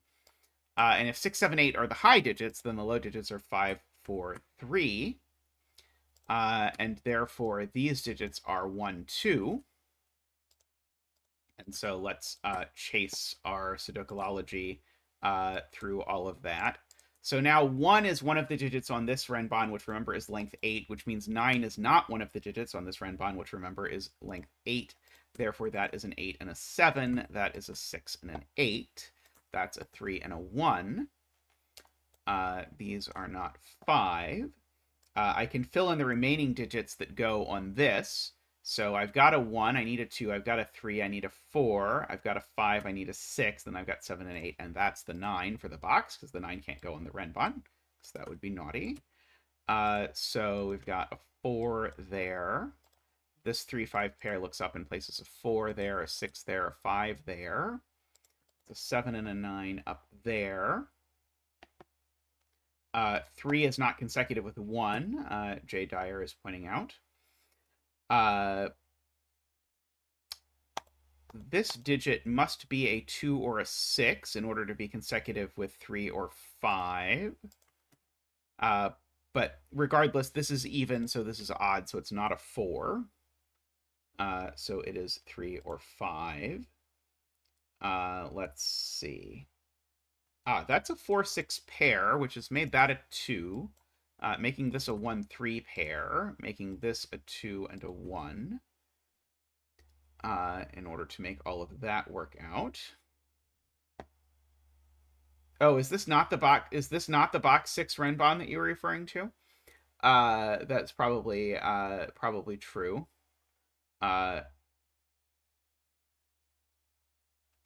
1-3-5 triple in row 5.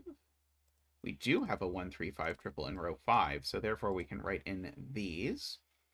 And they will not be 1 or 5. These will be a 4-9 pair. If this was a 4, this would need to be a 3 or a 5, and it can be neither. So this is a 9, and that's an 8.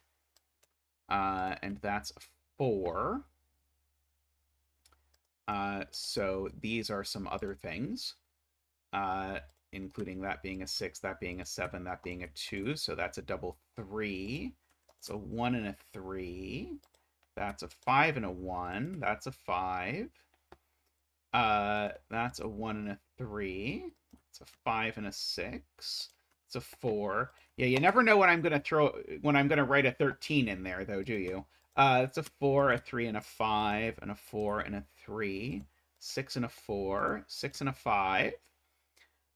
In this column, Mark says we are missing a 7, and then in this box we have 1, 2, 3, 4, 5, 6, 7, 8, and a 9 for the bet tree.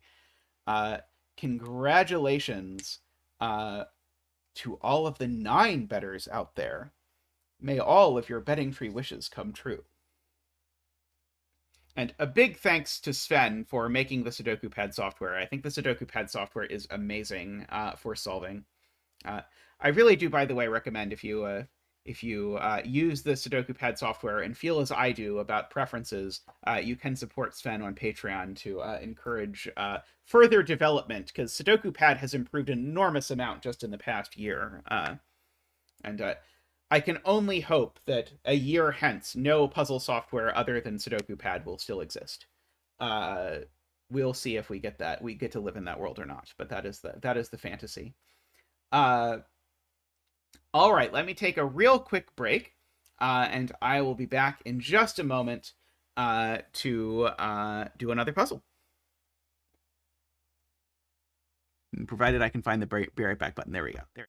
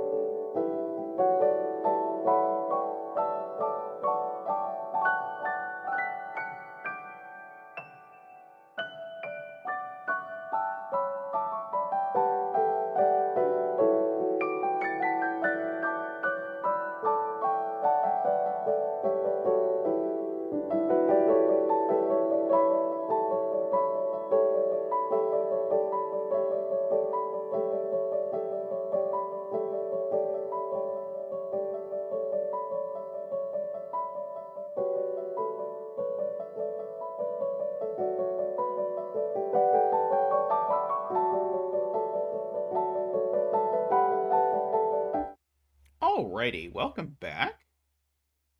So Next up, we have this puzzle, Jellyfish by Nordy. I do not know if the puzzle will feature an actual jellyfish. So I started to read the rules, and then I was like, I might as well read these on stream. So we have normal Sudoku rules. So we have to place the digits 1 through 9 in every row, column, and 3x3 box. However, because other things are going on, the 3x3 boxes have been removed. So I'm going to replace the 3x3 boxes just with a little bit of color. Yeah, it's been a little bit since we've done a Nordy puzzle. I think the Nordy snake puzzle might have been the last one we did. Nordy puzzles are usually fantastic. I am very, very fortunate to live in a world where there are many fantastic setters. So, normal Sudoku rules, all of that. Orthogonally adjacent digits must have a difference of 3 or less. So, these two digits can't differ by more than 3. Except when they're separated by a wall, in which case the difference can be anything. White dots. Oh, I can shrink myself so that the rules are fully visible. Sorry. Whoop, doop, doop. There we go. Thank you for letting me know. I do not always remember to shrink the zeta appropriately. Yeah, it's always hard to know whether a puzzle called Jellyfish is going to involve a jellyfish or not. I had a puzzle that I really wanted to call Jellyfish that did not involve a jellyfish, but the image was clearly a jellyfish. But I ended up just calling it Jelly instead, just to avoid confusion. That puzzle was for some sort of CTC app that has not yet come out, so I don't know. If the puzzle never actually comes out in an app, I can actually just publish it, and then people can talk about Nevario's lingering trauma from testing it. It's funny. Just about every puzzle that Nevario tests for me off stream ends up resulting in some amount of trauma. We also have killer squares. Digits joined by a white square sum to 11. Not all squares are given. So these are either 5, 6 or 4, 7. He did not test Miami off stream. MicroStudy was my first tester for Miami, actually.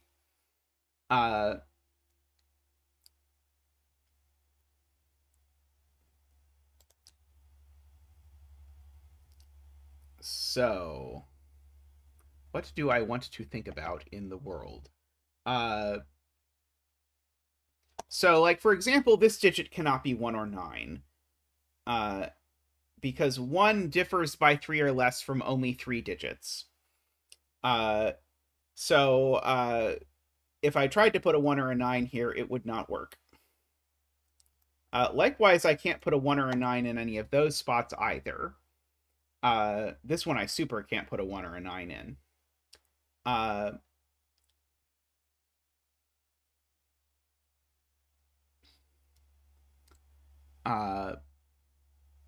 But I can put them other places, presumably. Like, I could put a 1 here, and I would be obligated to put 2, 3, 4 around it. Is that a problem? I'm just going to write that in and just see if this breaks for reasons I'm not automatically appreciating. Because this might break. Or it might be, like, very nearly forced. Oh, yeah, we do need a bet tree. I'm just going to put the bet tree over down here. So whichever of these is the 2 now, it better not be this one, right? So, and the reason why I think it's okay for me to do this is I'm going to have to put a 1 or a 9 in this column somewhere. And regardless of where I do it, by symmetry, this is all going to be forced.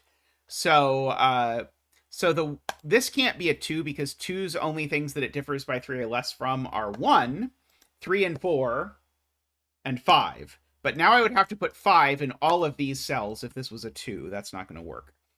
Actually, I don't think this can be a 3 either, because 3 would work with 1 and 2, both of which are gone. And then 4, 5, 6... Actually, no, these, if this is a 3, these could be a... No, right, the 4 would be up here. So 3 wouldn't work here either. So this would be a 4, for sure. This would be a 2 and a 3. Okay, so as soon as this is a 1, that is, as soon as I place a 1 anywhere in this column, I'm going to get this whole structure. That's going to be a 4. 4 now could go next to 1, 2, or 3, and it can go next to 5, 6, and 7. And so these are going to be forced to be an 8, 9 pair. And now I'm going to have to think about whether this can be a 5, and it can't, because 5 is not enough. It's not close enough to those digits. In fact, 7 is not close enough to 3. So, in fact, that's going to have to be the 7 in order to make this work. And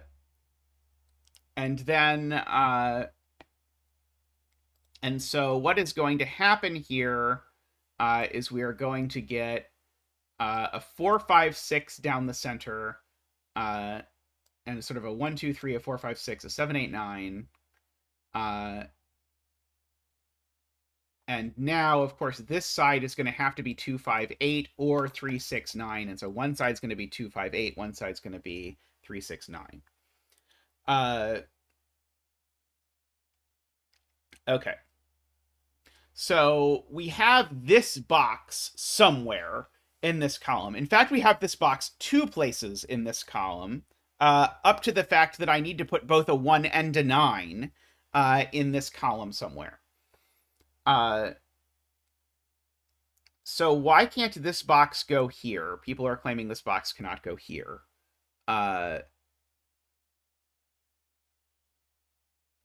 So what is wrong with that? Because 4, I was like, 4, 5, and 6 are consecutive, but the 4, 5, and 6 are in the wrong order. Right. So that's exactly right. So this box goes in one of these 2, and the box that's like this but with 9s goes in one of these 2, and then everything else goes in the middle. So the one with 9s, let me just write out what that would look like. So it'll look like a 9, a 5, and a... I did not do that right. A 9, a 6, and a 3. 6 and 3. I'm just mirroring this and doing it badly. And so the point is the middle here is going to always be 2, 5, 8, actually.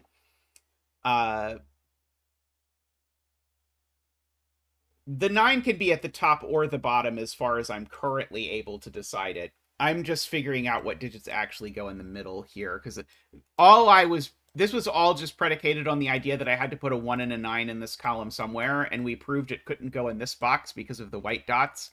But the 1 and the 9 could each go in any of these places, as far as I'm currently aware. Actually, no, the 9 can't go here, because the 9 is only... Actually, maybe the 9 can go here? I don't know. Yeah, I think the 9 could plausibly go there. So we've got all of that. And so the 9 would go next to... Sorry, the 9 would go next to a 7, 8. I'm just trying to understand the whole structure of this before I delete all of this. The 6 would go next to a 5, 4. And the 3 would go next to a 1, 2. So in our world, that's how this ends up working. Again, I'm only thinking about sort of the columns and boxes, not their actual orientation within the columns and boxes. It's very natural to assume this digit has to work out to be a 5. I don't know if I'm prepared to prove that yet, but I agree that it's probably a 5. If it was a 2, I would have 1 and 3. Oh, yes, I can prove it has to be a 5, because if it's a 2, then it's next to an 8, and 2 and 8 aren't allowed to go next to each other. So this is always the 5. Good, good. Okay, we're making some progress. So this is always the 5. And so these are always a 4-6 pair.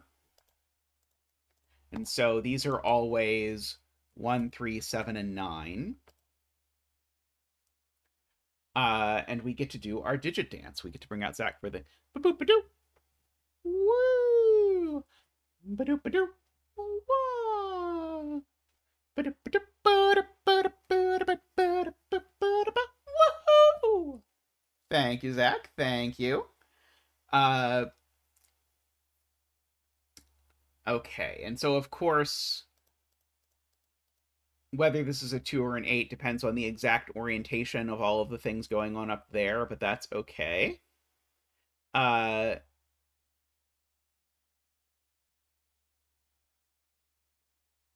mean, it might be a magic square. It's possible.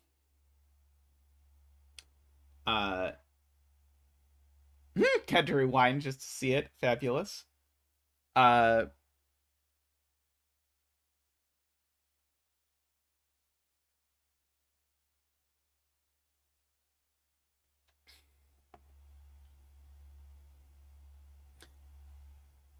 So interestingly, there's always 4, 5, 6 in these middle rows, regardless of how this actually works out. And so because there's a 4, 5, 6 here, that is going to mean that these two are either both high or both low, and these two are either both high and both low.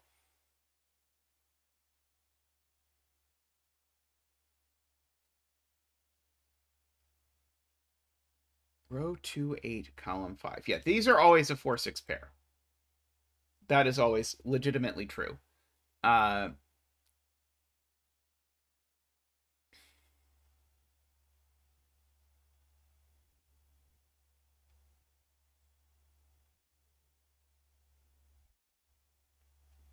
So some people were suggesting that this being a 5, 6 might break if I try hard enough. So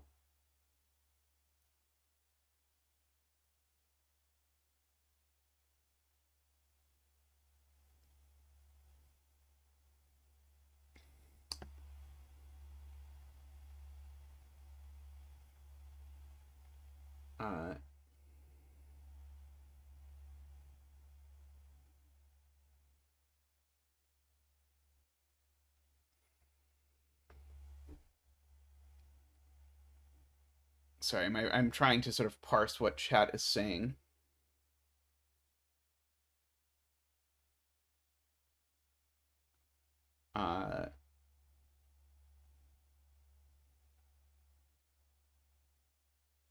Yeah, and it's also always true that these 3 digits are extreme.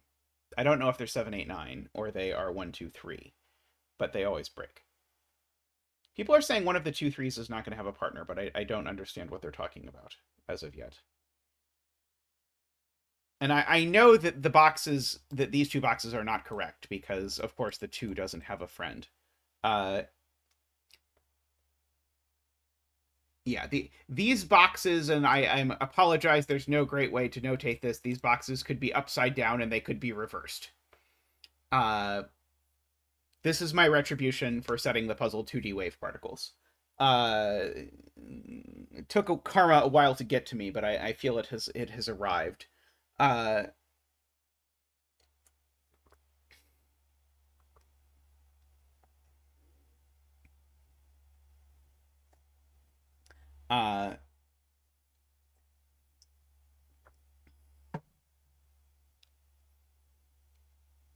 So even this digit is next to something. 2D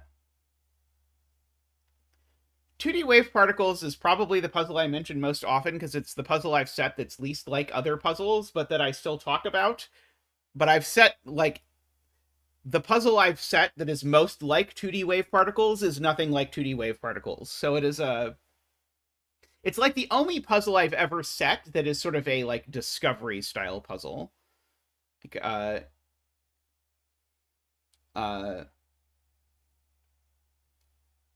see, Carl believes that we have box 2 correct, which would be interesting. So I guess a thing to think about is what happens in row 1. Uh, because row 1 doesn't have any walls in it. And so if this is a 5-6, uh, right.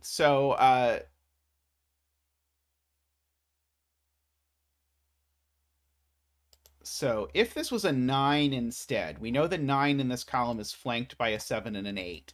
So if this is a 9, okay, so if this row, let's just imagine, if this digit's not a 1, it's a 7 or a 9, or a 3.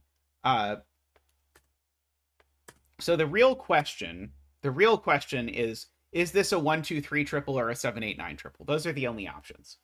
If Carl's point is if this is a 7, 8, 9 triple, then these become a 5, 6 pair. And now this digit is got to be a 4, because 4 is the only remaining digit that works with 7. But now these digits are a 1, 2, 3 triple, and they're nowhere close to that. So because I know that this is always a 7, 8, 9 triple or a 1, 2, 3 triple, it's got to be a 1, 2, 3 triple. And this has got to be a 4, 5, 6 triple. This has got to be a 7, 8, 9 triple. And now the question is it possible that this is actually the 3, 1, 2 from down here and not the 1, 2, 3 from up here? This is in no instance a 2. This is always a 1 or a 3.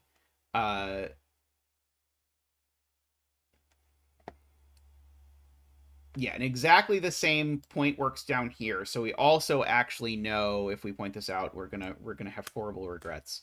That these are also 1, 2, 3, 4, 5, 6, 7, 8, 9.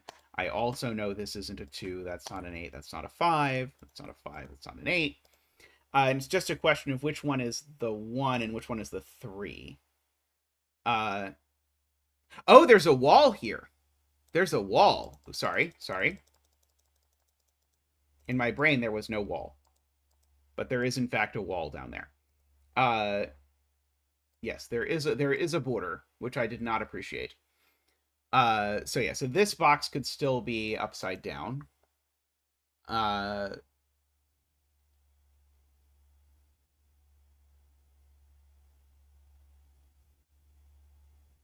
Right. So I can do a little work in box 5 now, because now these pencil marks are actually correct, is Jay Dyer's point. And because these are actually correct, this now has to be an 8. Because if this is not an 8, then I have a problem. So that's an 8, and that's a 2. And now this box has to be upside down, exactly as chat is pointing out, because now that 2... I didn't mean to delete that many times. Now that 2 must be next, of course, to a 1, 2, 3, and the 7, 8, 9 have to go down there. And so this must be a 5, 6. Down here, of course, that's not an 8. That's not a 2. That's not an 8. And yeah, this... I don't actually know that that's a 6, right? I don't think I know that. I think if I fill this in correctly now, this is a 4, 5, 6, and I just don't know which way. I don't know which is the 1 and which is the 9, but whichever it is, it's going to force things. Of course, the 8 is not next to a 3 or a 1. The 2 is not next to a 7 or a 9.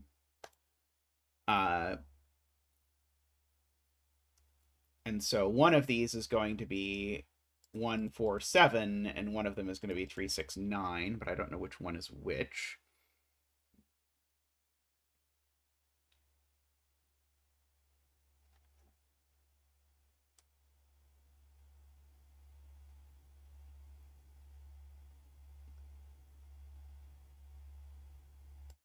So people are again trying to say that this isn't 5, 6.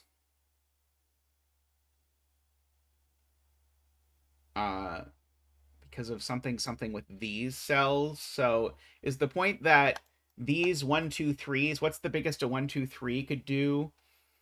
The biggest a 1, 2, 3 could do is a 6. And so if I use a 5, 6 over here, the point is I would need both of these digits to also be right. So the point is if this is a 5, 6, then these are a 1, 2, 3, 4, 5, 6 septuple. That's the point that Chad is trying to make. So these are not a 5, 6 because I can't have a septuple in that many digits. That's too many digits to be a septuple. So these are a 4 and a 9. Sorry, a 4 and a 7. And so these two digits are at most 6, so they must be a 5, 6 pair, because that's what's left in the row. And therefore, these digits must be the 8 and 9 for the row, in order that that works. 1 is not actually close enough to 5 to work, so that is a 1. So we were right, as Carl said before. And as soon as this was a 1, it made this a 4 and a 7. So we get to do all of that. And so now we can fill in 3, 6, 9 down here. I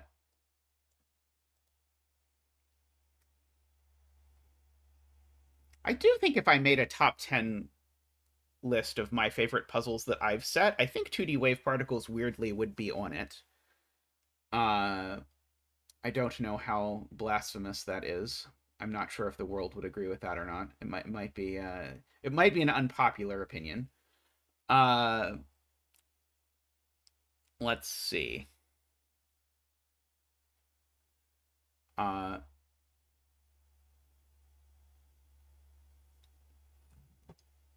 I mean, I do like ranking things. Although I don't have many puzzles that I don't feel like still very positively about. Let's see. I know these are 1, 2, 3, 4. And I will reluctantly fill in that these can't be 1 or 2. So those are a 3, 4 pair. So these are a 1, 2 pair. Hey, Nicholas.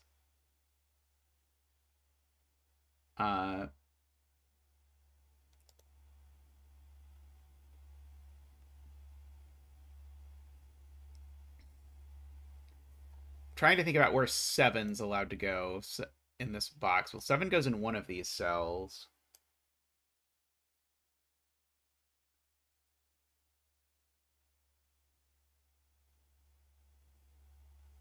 Why can't row 9, column 7 be 2?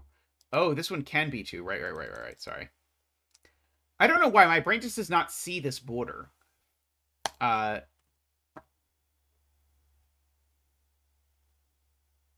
Yeah, we do actually know what this is. Nordy wasn't here to give us a good bet tree, so I will accept responsibility for this. These need to be at most 3 apart, so they have to be 4 and 7. So an early congratulations to all the 4-betters out there. I'm sorry that you don't get your full wishes because of early bet tree incidents. This is not a 1, because 1 is not 3 away from that. That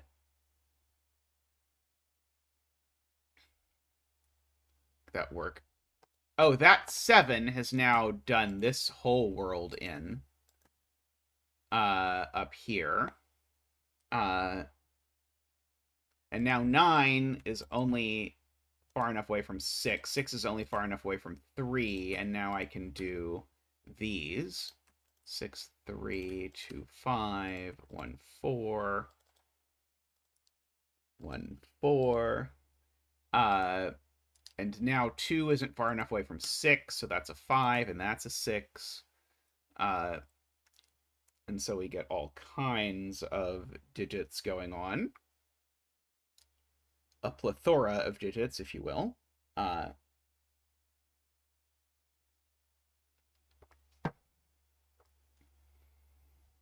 Let's see.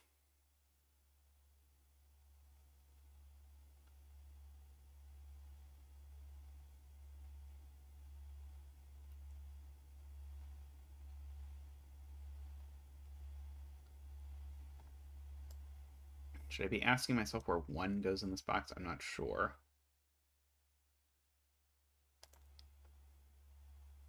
Okay, so this digit is worth candidate marking, because it needs to be within 3 of 6, so it's at least 3. But it's not 4, 5, 6, and it's not 8 or 9, so it's only 3 or 7. That was Yuri's point. And I bet something similar is happening down here, where this needs to be at most 7, but it's not 4, 5, or 6. Oh, it's not quite as good down here. It's either 1, 2, 3, or it's 7. Hey, Math Pesto, how are you doing? I enjoyed your puzzle earlier. We only turned 1 step of it into a disaster. I think the rest of it we did well.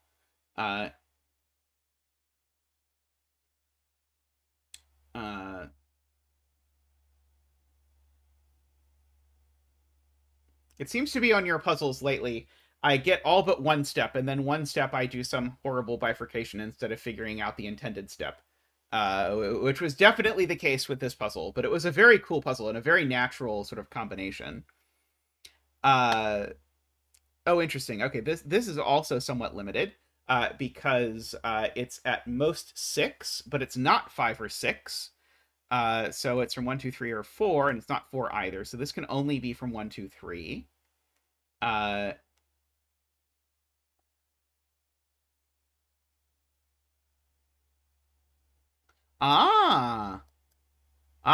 point is, there is a 7. This is Mehdi's point, and I was looking at asking this all kinds of wrong ways, but Mehdi found the right way to ask it, which is one of these digits has to be 7. Which one is it? And the point is, if it's one of these, 7, what digits does 7 go next to? And so 8 and 9, but those are gone in the box. And then 4, 5, 6, but those are gone in the row. So the only place that 7's allowed to hide is there. And so now these are all 1, 2, 3, 4, 5. And of course, these aren't 4 or 5. So there's a 4 and a 5 down here. So this can't be a 1, because if this was a 1, it would be next to a 5, and that does not work.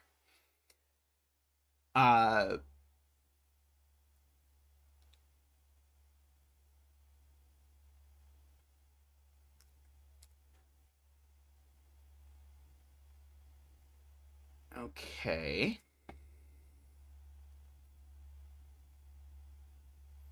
8 and 9 are a hidden pair in this column, aren't they? Almost. No, 8 and 9 just are a hidden pair in this column. Because that cell can't be an 8 or a 9. That cell can't be an 8 or a 9. So these are an 8-9 pair. Lord knows where I saw that from. So this cell is at least 5. So it's from 5, 6, or 7. This cell also is from 5, 6, or 7 for the same reason, but it can't be 5 or 6, so this can only, in fact, be 7. That's a 5, 6 pair in the column, so that's not a 5. Okay. I feel like we're slowly getting somewhere. Okay, no 5, 6s left in this column. I do have to find a place for 2 8 9s in this column. One of them is there. The other's in one of these 2 cells. And that's the only one of them that can actually be an 8 or a 9. So this cell's always an 8 or a 9, because I need a second one in this column, and I can't put it in a box that already has 2 8 9s, and I can't put it next to a 1, 2, 3. So this is an 8 or a 9. And now I need one of these 2 to be 8, 9 as well, because I also need my second 8, 9 in this column. And it's probably going to be that one. But is it possible that this is an 8 or a 9? It might be possible. If that's an 8 or a 9, what is it going next to?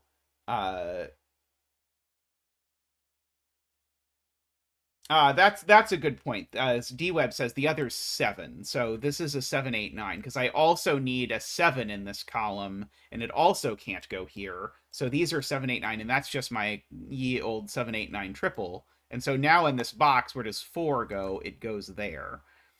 And so this is some sort of 1, 2, 3. I don't know which kind. So we've got that. These are now from 1, 2, 3, 4, 5, 6. That one I know is not 1, 2, or 3. This one I know is not 4, 5, or 6. Interestingly. Oh, smart spot from Yuri. This can't be a 1, because it's next to a 5 or a 6. And so therefore that is the 1. And now actually this thing is definitely next to a 2. I don't know which of these is the 2, but whichever of these is a 2 means this can't be a 6. So therefore it's a 5, and that's a 6. And that's a 6.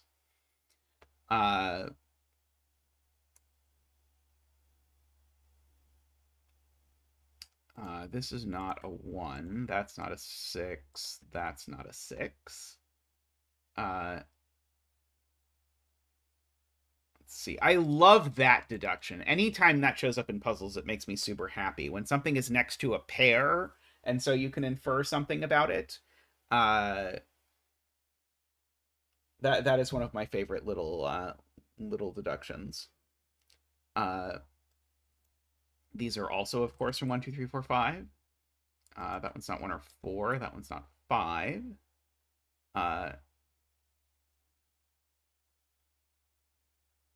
Okay. This is apparently not 1 anymore.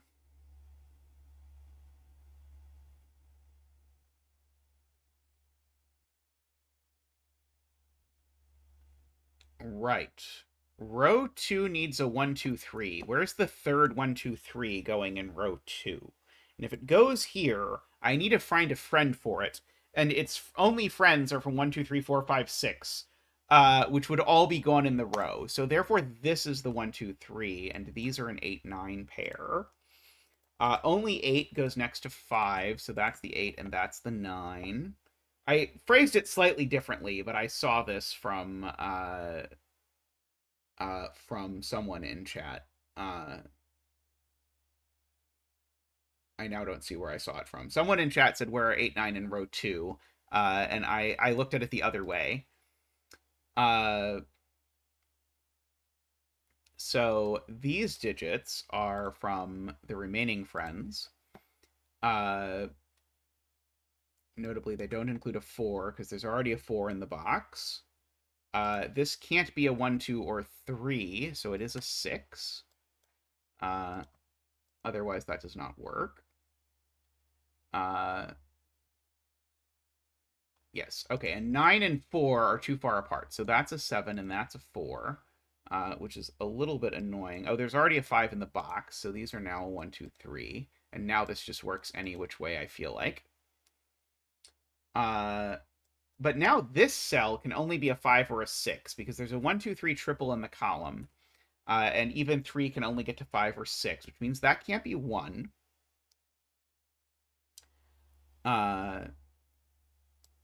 Okay, so these digits now are not 1, 2, 3, because there's a 1, 2, 3 in the column. So this is a 5 or a 6 sitting next to an 8 or a 9. Sitting next to another big number. So, and this is a 7, 8, or 9. Yeah, this column is suddenly very interesting with the 1, 2, and 3 sort of squirreled away.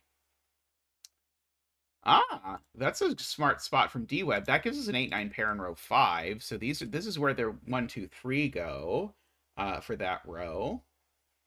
So this digit is at most 6, and it's not 4, 5, or 6 actually. So this is the last 1, 2, 3 for the box. And so now this is from 4, 5, or 6. And so that 8, 9 and that 8, 9 are actually the same digit for whatever it is worth.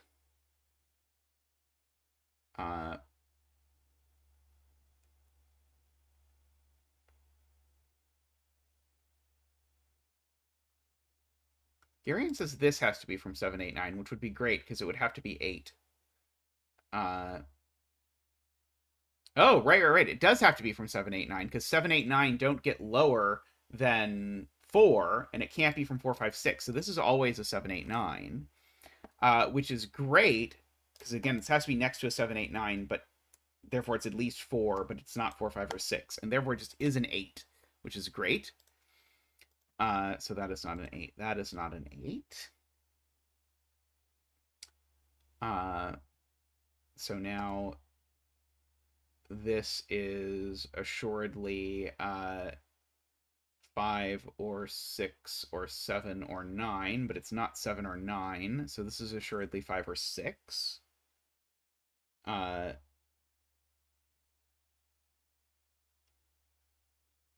see, that's 2, 4, 5, 6s for the column. So this is a 1, 2, 3 for the column, because this column needs a 1, 2, 3 still. No, it doesn't. That was a lie. This is a 4, 5, or 6. It was a lot more exciting when it needed one of those and not one of these. This is a 4 or a 5. So that's all my 4, 5, 6s for the box, though, which means that's not a 5. That gives me a 7, 8, 9 triple, which means that's not a 7, 8, or a 9. Gives me a 5, 6 pair, which sure. This is a 7, 8, or a 9, but it's not an 8 for multiple reasons, so it's a 7 or a 9. Let's see.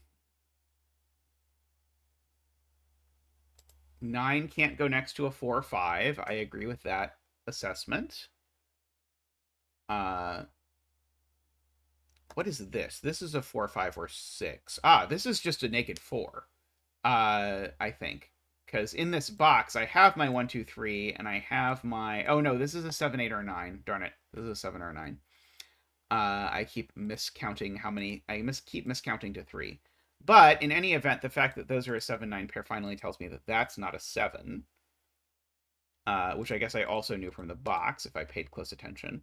And this can't be a 9, because 9 isn't close enough to 4 or 5, Kuraban reminds me, even though I was told it literally 2 seconds ago. And had already forgotten it. 7, 9, 7. Let's see. 9 and 8. Okay, 9 can't go next to 5, so that's a 6 and a 5 and a 6. Let's see, those are a 4, 5 pair. 6 can't go next to 2, so that's a 3. So those are not 3. Those aren't 3. That's not a 3. In row 6. 4 is too far away from 8, Carl points out. So that's in fact a 5 and a 4 and a 4. So those would become a 1, 2, 3 triple. Let's see. Where else do I have digits that might potentially be interesting? Let's see. I need digits that aren't automatic. Row 4, column 8. Right. So this is a similar point to earlier. One of these two is a 5. This is for Matt Pesto. So therefore, this is never a 1. So it is a 2 or a 3. So now, therefore, one of these is a 1, just because the box needs a 1. And if one of those is a 1, those aren't 1.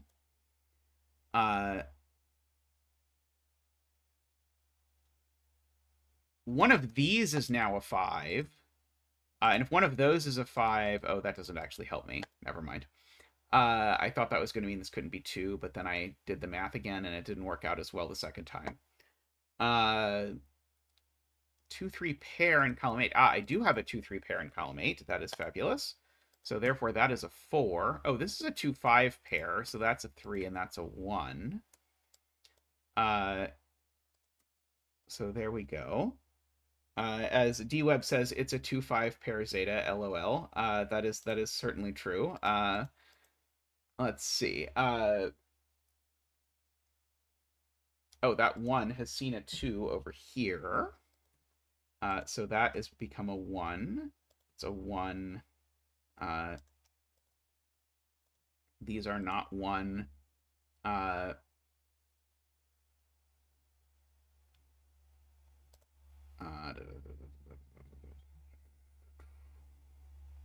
Row 4, column 9 can't be 1. Because it would make that a 2 and that a 5. Got it. Okay, that's clever. So Math Pesto is noting if this is a 1, it actually creates a problem by making that the 2, but then that has to be a 5, and that's too far away. So this is not the 1. And therefore that is the 1.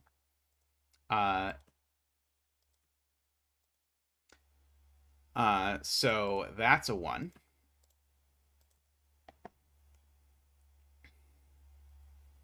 And now... and now, because that's a 1, this can't be a 5. So now that's a 2 and a 5 and a 3 and a 2 and a 5. 2 and 3. 3 and 2. 2 and 3. There we go. That was a very interesting puzzle. I enjoyed that.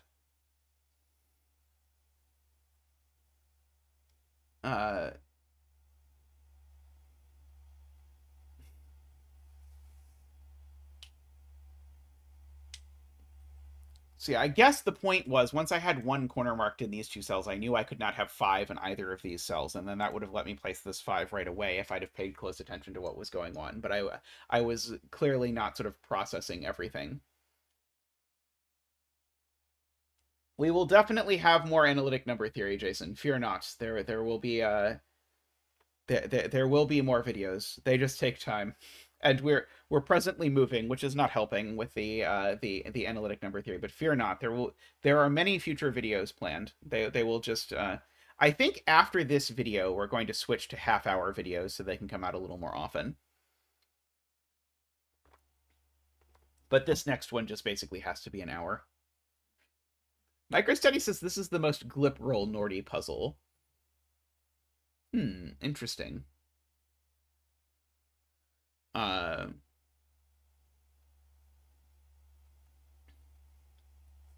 Yes, I am looking forward to them as well. I'm quite happy with the videos we put out on the math channel. P.S. to any of you who do not know, on youtube.com/zetamath, there are a series of videos about the zeta function and the math behind them, if you are so inclined, that have been lovingly animated by Tristan.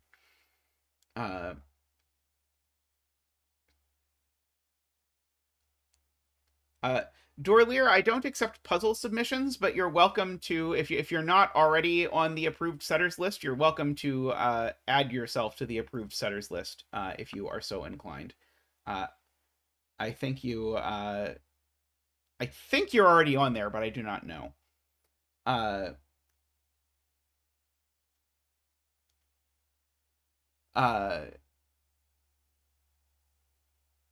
You can just DM Tristan or I permission, Dorlier, if you have not already done so, but I think you already did.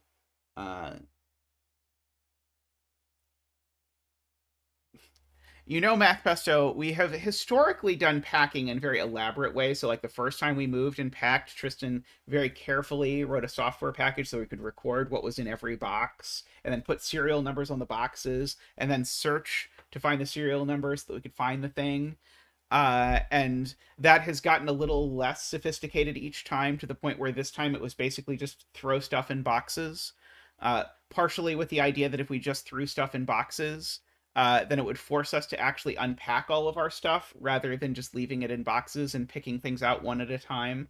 When we got into our new place, we will see how it goes. Fingers crossed. All right, I'm going to take a quick break, and I will pull up another puzzle in just a moment. So I will see you all shortly.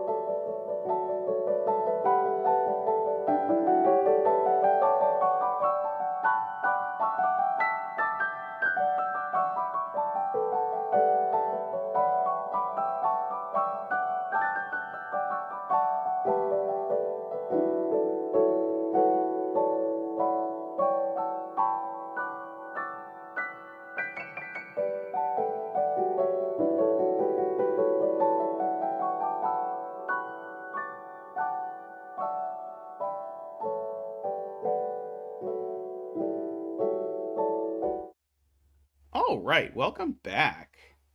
I see people in chat talking about the game Unpacking, which is quite an adorable little indie game that will make you cry. Uh, but it is quite it is remarkably well made. Uh, so I will heartily endorse the like $3 indie game that will take you on an emotional journey.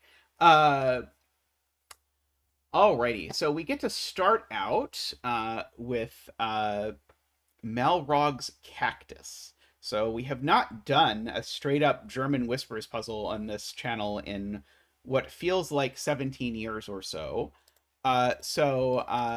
Let's try it. So the way this works is along a green line, we have to be sure that we keep everything. By the way, there was never a jellyfish in that puzzle. I wonder if we did it wrong. I'm just remembering that we started the puzzle and we're thinking about the title being Jellyfish and if there was going to be a Sudokological jellyfish present. And if there was a Sudokological jellyfish present, we did not find it. Uh,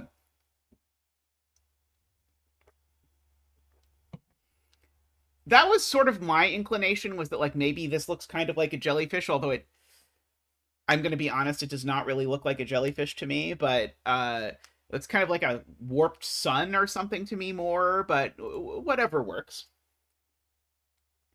So we have to keep digits that are next to each other along this line at least 5 apart. So for example, a 3 and a 7 can't go next to each other. So this is sort of the opposite of the previous puzzle. The previous puzzle was like generous Chinese whispers where your digits had to be close together. Here we have to keep them far apart.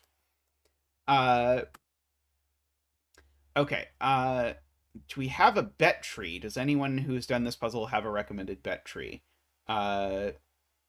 But people are suggesting that I should look at what happens in these two columns, which I agree is going to be an interesting thing to look at. So one of the things you realize quickly in doing German Whispers puzzles is that 5s can never go on German Whispers. Because if you put a 5 on a German Whispers, you need to find something next to it that is at least 5 away, and then you rapidly realize that short of doublers or S cells or other weird nonsense, you're not going to find that. So therefore, in this column, there's a 5 in one of these, and in this column, there's a 5 in one of these. I'll go ahead and make these cells green just to mark the 5 X-wing. Now, the next thing to look at in German Whispers puzzles that's not quite as good as 5, but is almost as good as 5s, is 4s and 6s. I'll just sneak a bet tree over down here and hope it goes better than the last time. And that's because 4 and 6 only go next to 1 and 9 in some order.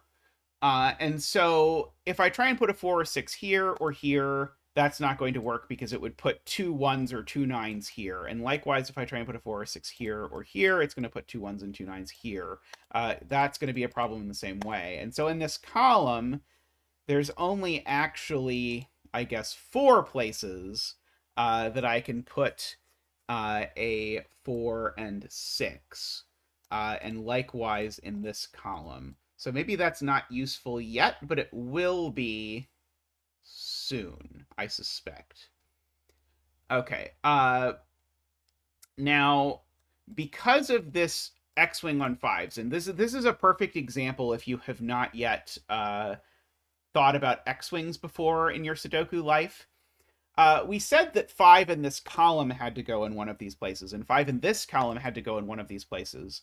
And what an X-wing does let you turn vertical information into horizontal information, or horizontal information into vertical information, because we get to turn this rectangle on its side. And so instead of knowing that we have a 5 in one of these two and in one of these two, we actually learn we have a 5 in one of these two and a 5 in one of these two. And the reason for that is that if we didn't do that, we would then have to we'd have to sneak a third 5 into row 1 or row 6. Because I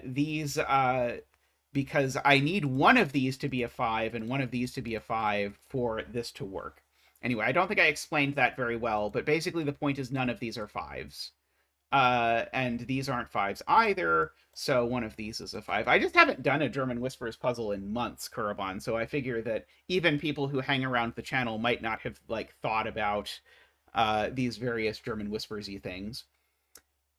So now that I look down at this box, now none of these are that. I don't think I ever did a German Whispers tutorial, actually. It is worth mentioning. And so in this box now, we also get 5s in one of those. And hey, Memrister, I hope you're doing well. So we get another little, this is like a Joby wing on 5s, if you will. And so what happens now is that,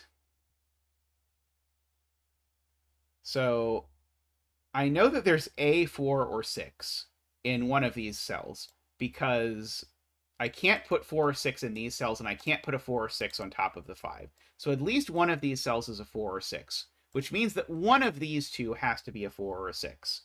But that doesn't quite get it there for us immediately.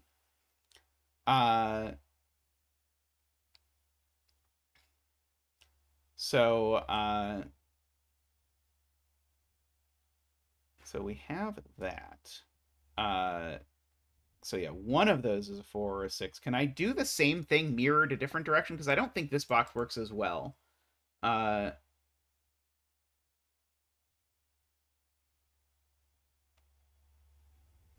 5 in row 5 is in one of these two places.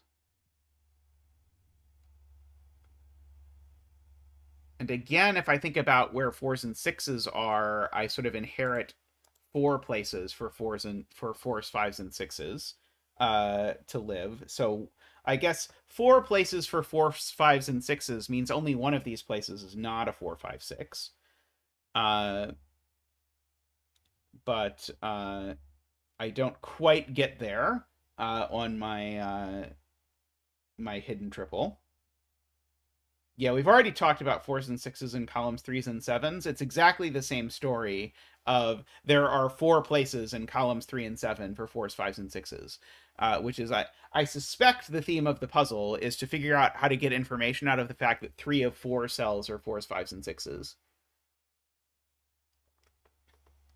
But I don't quite grasp all of that yet, because it's these four can be 4s, 5s, and 6s. So definitely there's a 1 or a 9 in one of these two cells.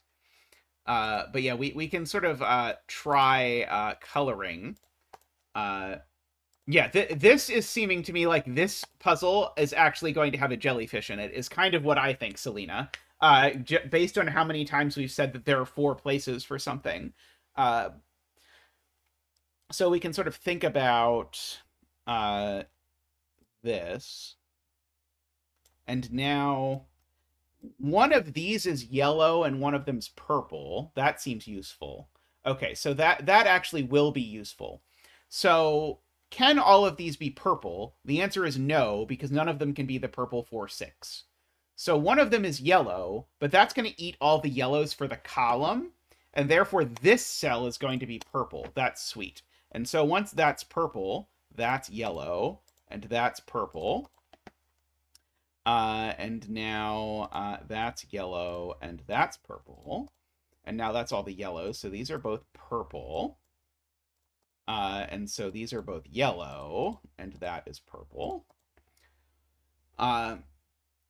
And so, yes, one of these... So yeah, one of these is the yellow 4-6, and it must be that one. Because I have to put the yellow 4-6 somewhere, and the yellow 4-6, remember, only goes with the purple 1-9. And so, therefore, that's the yellow 4-6, so we've gotten somewhere. So this is the purple 1-9. And as soon as... Sorry, I was going to say something that I think was going to be wrong. As I want to do. These can't be yellow. Because if these were yellow, then I'd need to put a purple 4-6 in one of these 4 cells, and I can't. So, in fact, these are purple, which makes all of these yellow. And now these two are the same color, but that color can't be yellow. It must be purple. So these are yellow, and that's yellow. These are now the same color, and that color better not be yellow, because if that color is yellow, I've got 5 yellows in the column. So these are in fact purple. These are in fact yellow. Now I have to put a purple 4-6 somewhere in this column, and the only place it can plausibly go is there, which makes this a yellow 1-9. For whatever that is worth.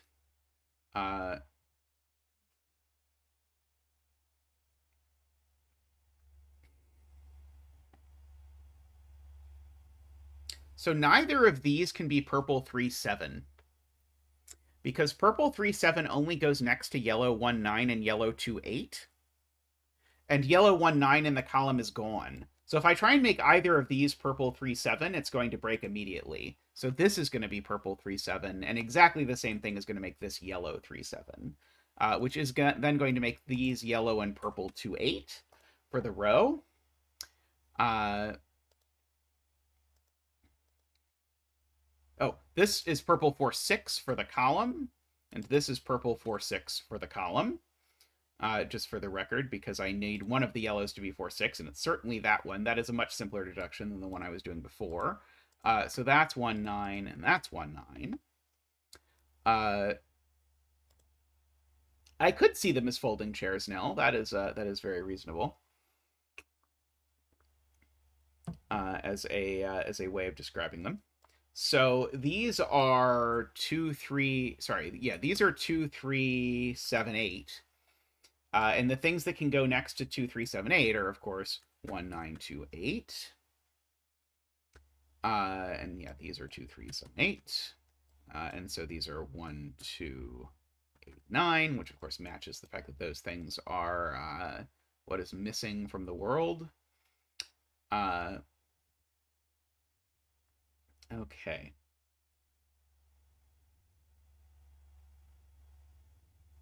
Yeah, row 5 doesn't have a lot of digits left to go, so let's pencil mark it. See if Mark is on the beat.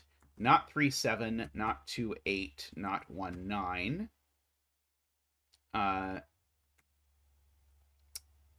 So just 4-5-6 left in the row.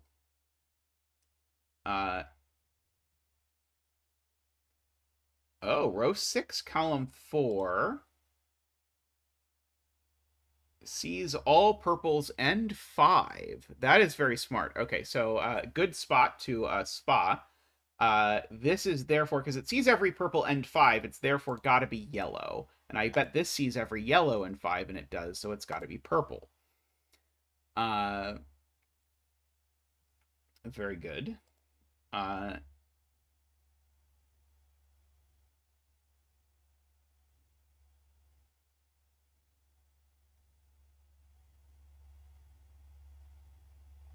So this is 1, 2, 8, 9.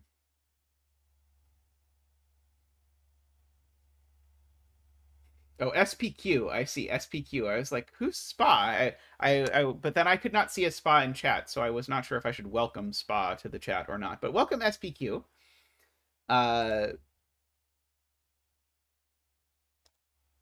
SPQ always in there with the snipes.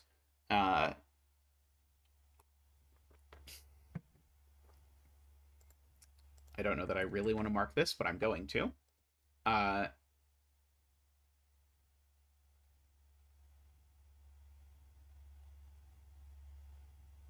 Okay. So, how are we sorting any of this out? I mean, those aren't the 4 6s. That's not the 4 6. So the purple 4 6 needs to go in one of these two places. It'd be really nice to know which one.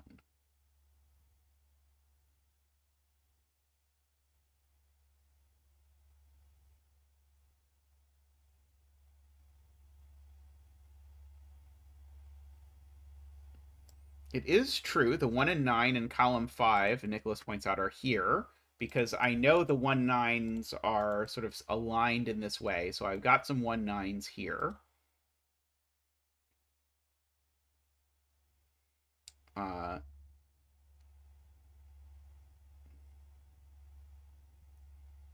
Yeah, yellow 4 6 in column 7 has a similar arrangement. Agree.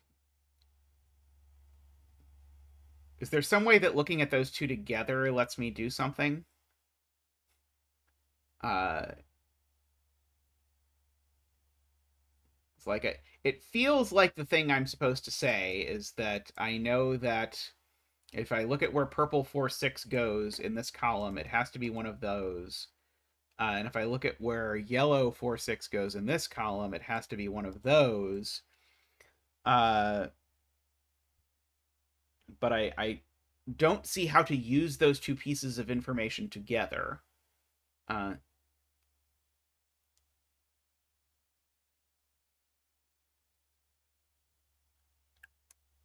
I do know that this isn't a 5, just for the record.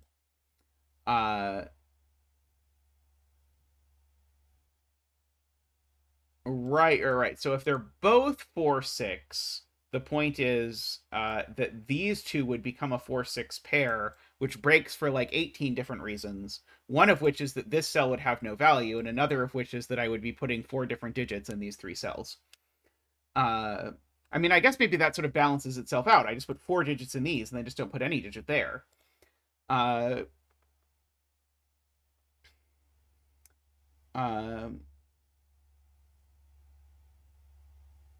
So yeah, there's interesting 4 6 geometry. So I have to put a 4 6. Actually, is there a reason these can't be a 4 6 pair? Yes. One of these is a 4 6 because otherwise I break the 5 X-wing. And so whichever of these is a 4 6, it does join these. And so these are from 1 9 4 6, and this one's not the 4 6. So these are from 1 4 6 9, and this one legitimately is a 1 9. And so that is, in fact, a quad for the column. And so these are the other ones. I'll let Mark help. So these are not 1 9, and they're not 4 6. And that one's not a 5, and that one's not a 5.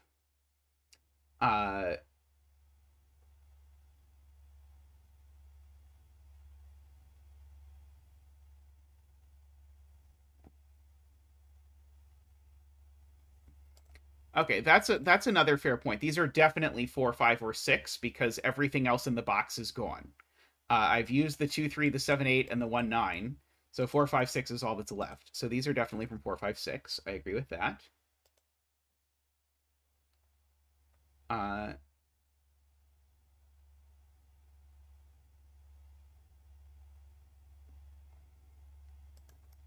that's interesting. So 7 is corner markable in one of these.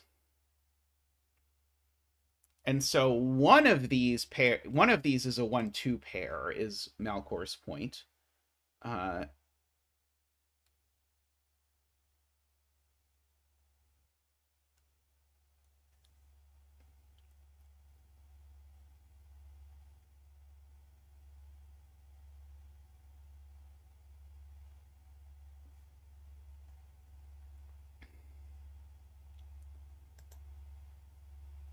ah,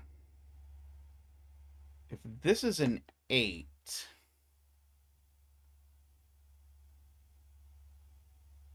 I think we run into problems. If this is an 8, then I've ruled out in these cells, I've ruled out whatever color orange is. I've ruled out all the orange digits. And I've ruled out I've ruled out all the orange digits, and one of these must be orange. I don't know whether orange is yellow or purple, but if I make this an 8, I for sure I've ruled out every orange digit from these cells. So that doesn't work because I know that I still have a purple and a yellow digit left to place. So this is not 8. This cell, annoyingly, is blue.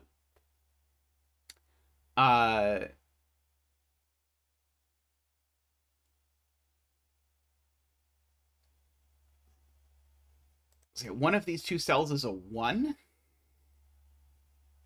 of course, one of those two cells is a 1. I'm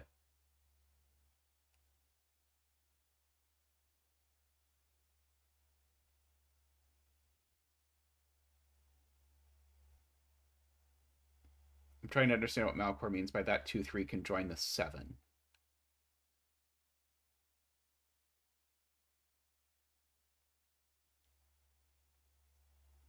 Okay, so these are one of each.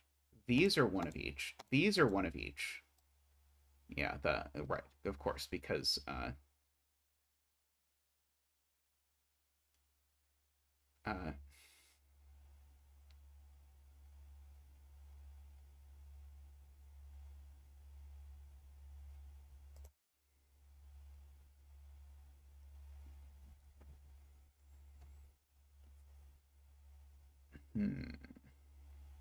what now?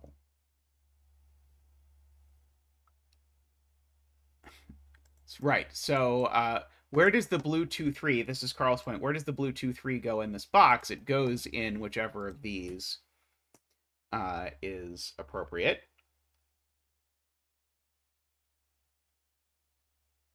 So these are 2, 3, 7.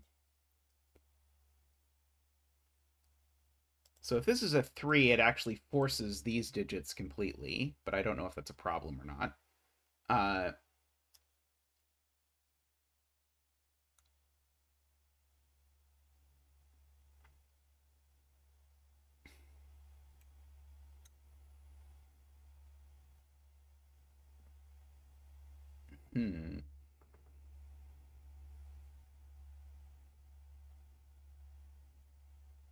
So one of these is a 1-2 pair, which forces... So if this was a 1-2 pair, it would force this to be either a 3-7 or a 4-6. I don't see any problem with that immediately. Over here, I don't know if this is yellow or purple yet. I don't think.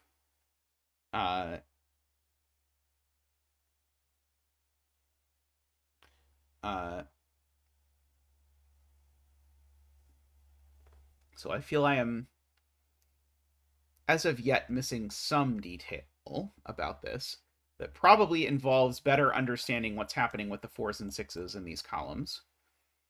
I mean, I know these cells aren't 4, 5, 6, so I can spoil for you that the betting tree is not 4, 5, or 6. But which double-digit number will be the betting tree, I must leave a mystery.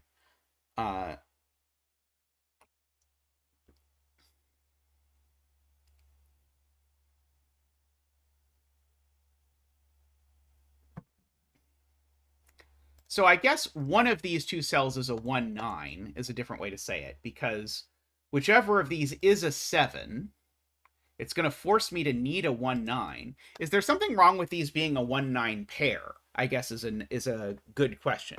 Because if these can't be a 1-9 pair for some reason, then that's going to mean these are going to have to be a 2-7, which is what I suspect, and not a 3-7.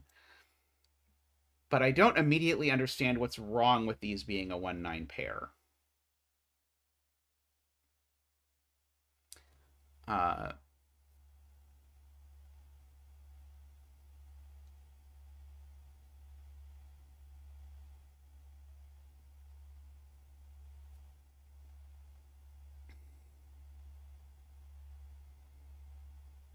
Like, this connection here and here sort of interests me. Like, it sort of implies that this cell isn't purple. Like that this cell must be yellow or something.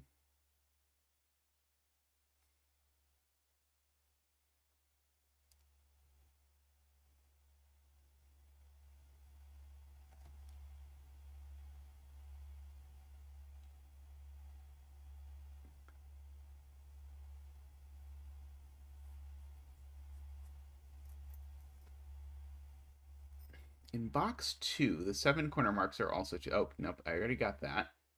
Let's see, Medi believes that this is 3, 4, or 6. So it can't ever be 1 or 2, because if this is 1 or 2, then these are a 1-2 pair. So it's at least 3. It's looking at a 7 in the row.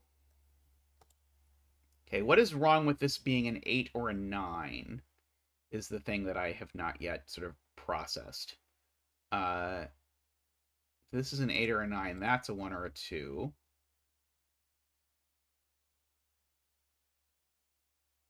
Let's see. Math Pesto says row 6, column 4, or row 6, column 6 will make a 4, 6 in its respective column. That's true. Yeah, there's something going on with 4s, 5s, and 6s that I don't wholly understand yet. I'm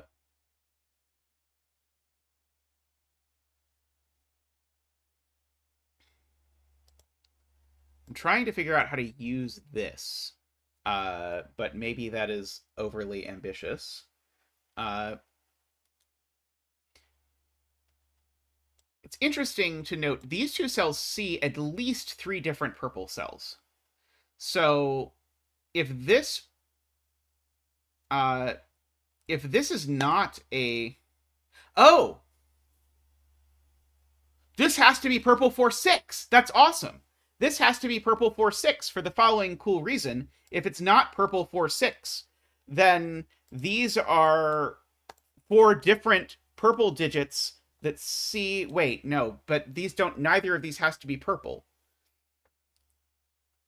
But if this is not purple 4-6, then these cells can't be purple. I don't know if that's interesting. It sounded interesting in my head, but then it got less interesting as I started to explain it, as so often happens.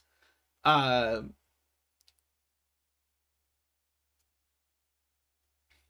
I think I can fit 3 purple cells in the remaining cells across the thing.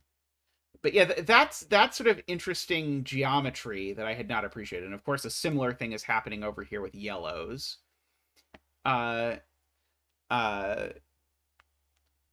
So if neither of these cells is purple, then into these 4 cells, I must place 3 purple cells. Is there a problem with placing 3 purple cells into those cells? Oh, sorry. This couldn't be... No, this could be purple. That would then make all of these the purples for the box, but I don't know if that's a problem.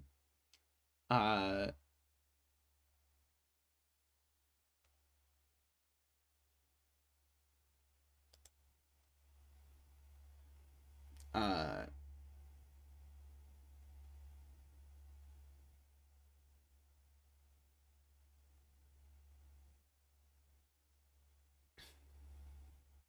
hmm.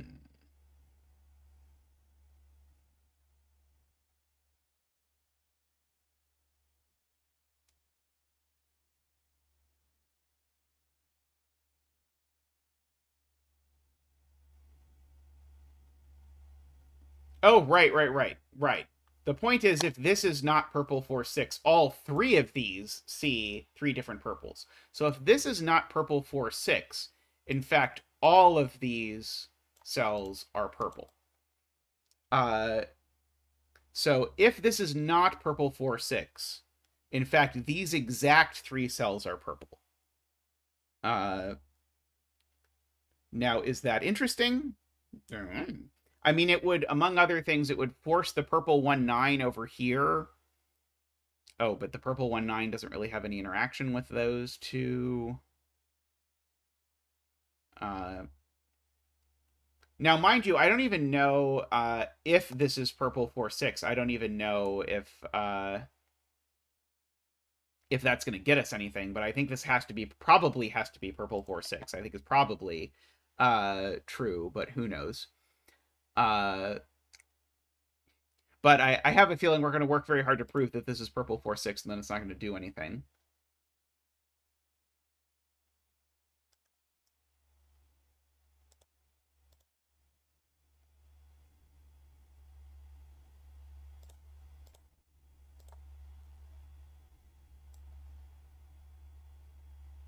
Oh, that's not purple 4-6. That's not purple 4-6. Okay, so there is here is Selena's spot, and I like this. There is an X-wing on purple 4-6s in these two places. So I'm going to use little orange circles to mark that. So this seems like the sort of thing that might be useful. So the point is, in this column, that can't be purple 4-6 because it sees one in the row. And so the purple 4-6 only goes in these two cells. And in this column, that can't be purple 4-6 because it sees one in the row. So one of these has to be purple 4-6. And that does let me sort of rule purple 4-6 out of those cells at least. But of course, purple 4-6 could still go in either of those two cells within this box. And yeah, there's a very similar thing for yellow 4-6s in these columns.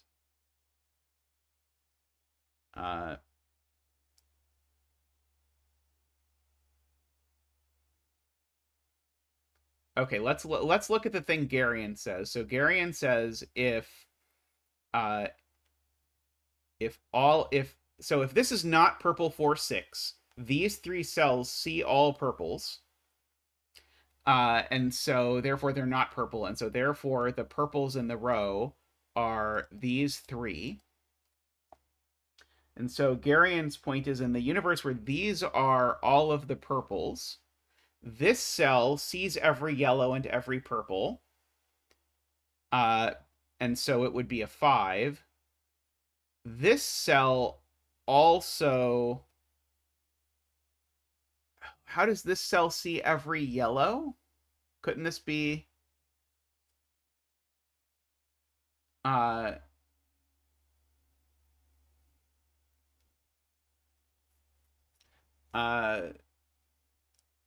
was a great idea. It was a great idea.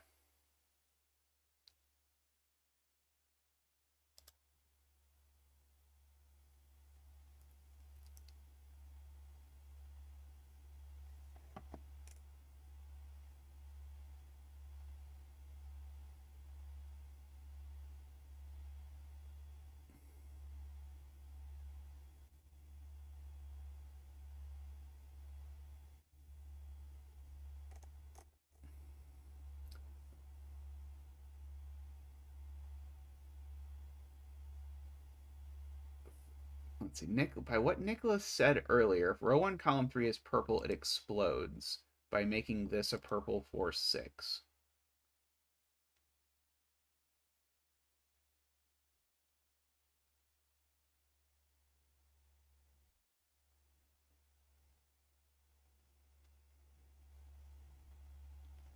What's wrong with that? There's no place for purple 4-6 in box 4 anymore. Ah, okay. So where can purple 4-6 go in... Wow, that's complicated.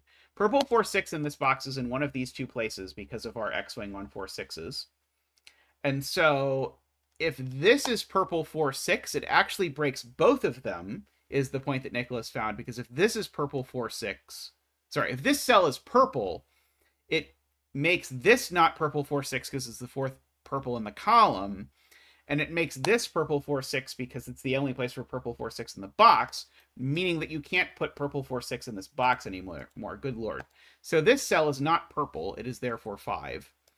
And we get to do our digit dance. Ba-boop-ba-doo.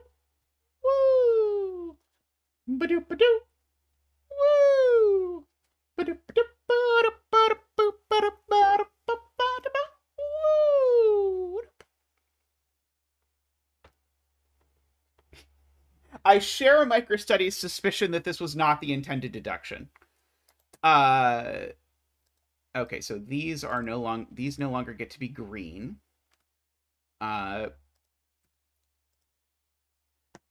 so therefore this one is purple. And this one is yellow. Hey, Ace of Spades! I hope you're doing well.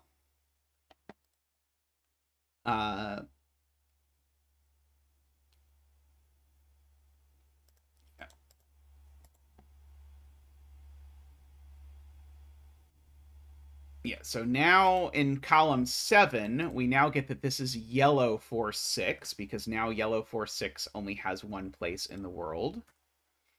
And that's right.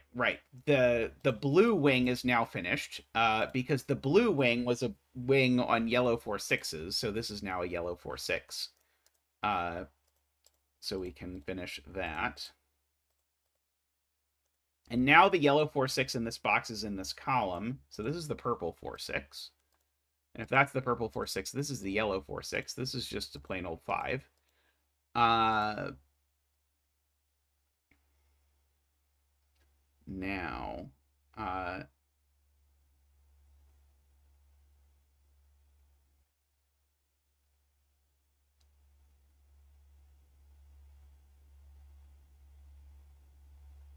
now what is happening?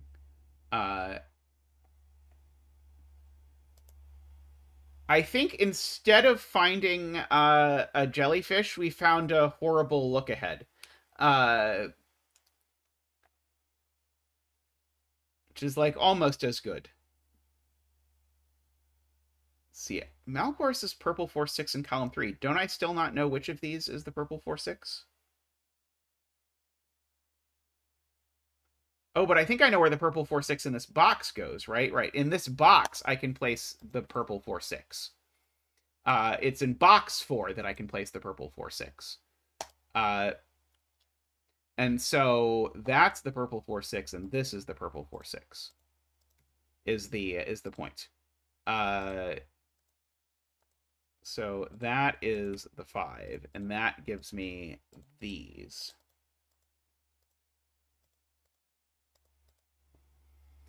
Okay.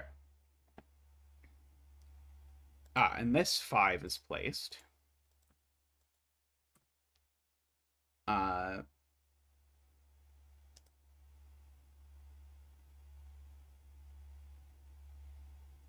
That's all the purples for this column, so this cell is yellow.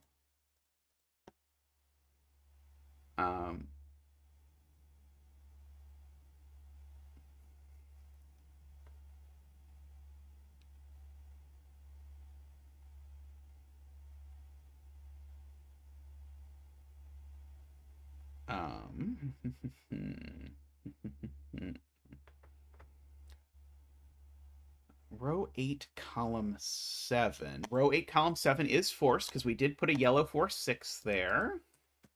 My brain is melted enough that I no longer see that. Okay, so this is a 1-9. Row 1, 8, and 9. see all the yellows and 5, right? So this is the exact setup that we had before that we were interested in, but now it's actually happened because none of these can be 4, 6. And so these two cells see 4 different yellow cells and a 5. So they are both forced to be purple.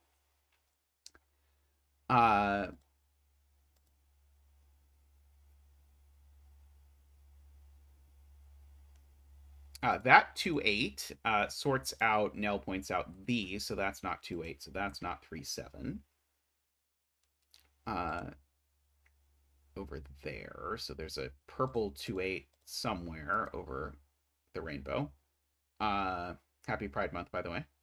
The yellow 4, 6 is in one of these two cells, but I don't know which one yet. Row 3, column 9 also sees all purples.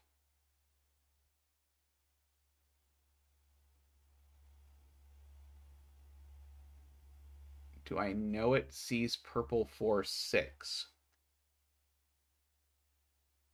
Hey, Malrog, hope you're doing well. Sees 4, 6 below. It sees a yellow 4, 6.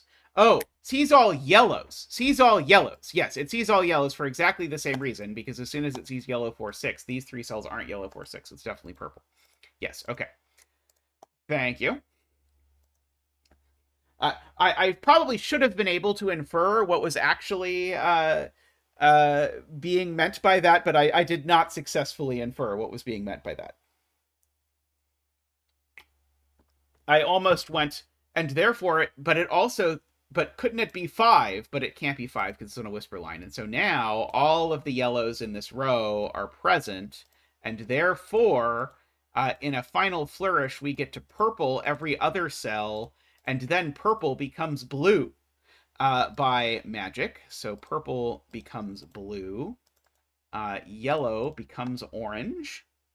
And we get to fill in a whole bunch of digits. So this is now 6 and 7. This is now 4 and 2. This is now 4 and... Oh, sorry. 4 and I don't know what. That's 4 and 3. That's a 6. That's a 1, an 8 and a 6 and a 9. And a 6 and a 4. And a 1. Oh, I know which one is the 7 now, because the 7 is the orange one. So that's a 7 and a 9, and that's a 4. And that's a 6. That's a 3. The 7 always goes across from a 1, 2, and I know the order. Oops. So that's a 2 and a 1. So that's a 3 while we're at it. That's a 2. These are 1, 2. These are 2, 3. I felt like this time I'd earned it, microstudy. I felt like I worked hard enough for it that I could let myself do it. Yeah. You'll want to skip the part where we figured out something in this box. Aren't 6, 8, or 9. You'll love how long I spent trying to prove that this was a 4 or a 6, which I still don't actually know if it's true or not. This is not a 1 anymore, so therefore it's orange. Let's see. This is a 2 or a 3 in blue. Let's see. Row 4. This is an 8. So that's a 9. So that's a 7. So this is a 1 or a 2. And it's apparently not a 1, so it is a 2. So that's a 3 and a 2. That's a 4. So if I want to know if I was right to try and prove this earlier. I don't know if I was right to try and prove it earlier, but it turned out to be true. These are a 1-3 pair because they're the only things they don't see. This is the only place in the row for a 2, so that's a 1. It does look like a cactus now. That's true. I now see the cactus. 2, 3, 3, 3. These are 7, 8, 9 in some order, except these aren't 7 because 7 doesn't go next to 3. So we get that. This has become green. You get your heart out, Casey. 2 and 8.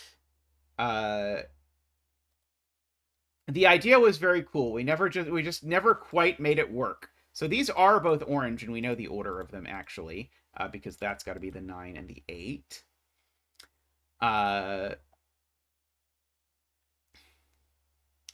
Let's see.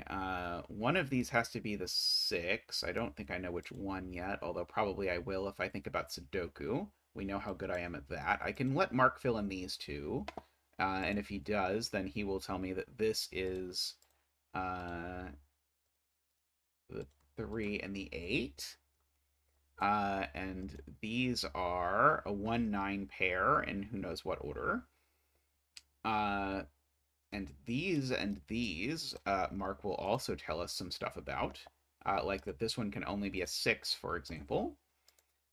So this is orange, and this is blue. And this is green, of all things. That is a 7 and a 3 and a 5. And that is blue and orange. 4 and 6. We can fill in these digits and these digits. So these have become orange and blue. And that is a 6 and a 7. Oh, if I thought ahead a little bit, I could have known that this was going to become blue as well. 1 and 2. This is a 9, which is orange. This is a 9. This is a 1, which is blue. That's orange. So we can fill in 1 and 9. Sorry, 1 and 6, which is close to 9. It's just upside down. So this has become blue and orange in that order. And that has become a 7 and an 8. This has become green, which has made that green and that blue to finish the box, and that orange to finish the row, and that blue to finish the column, and that orange to finish the row, and that blue to finish the box. 3, 1, 5, 4, 5, 7, 4, 3. And we're ready to fill in that the bet tree is an 8. So congratulations to all the 8 bettors out there. We've already had an 8 today, but this is yet another 8.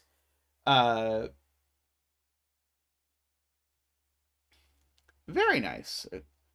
Worth coming out of German Whisper's retirement for. Yeah, the 8 bettors tonight, yeah, they are eating like the 13 bettors last stream.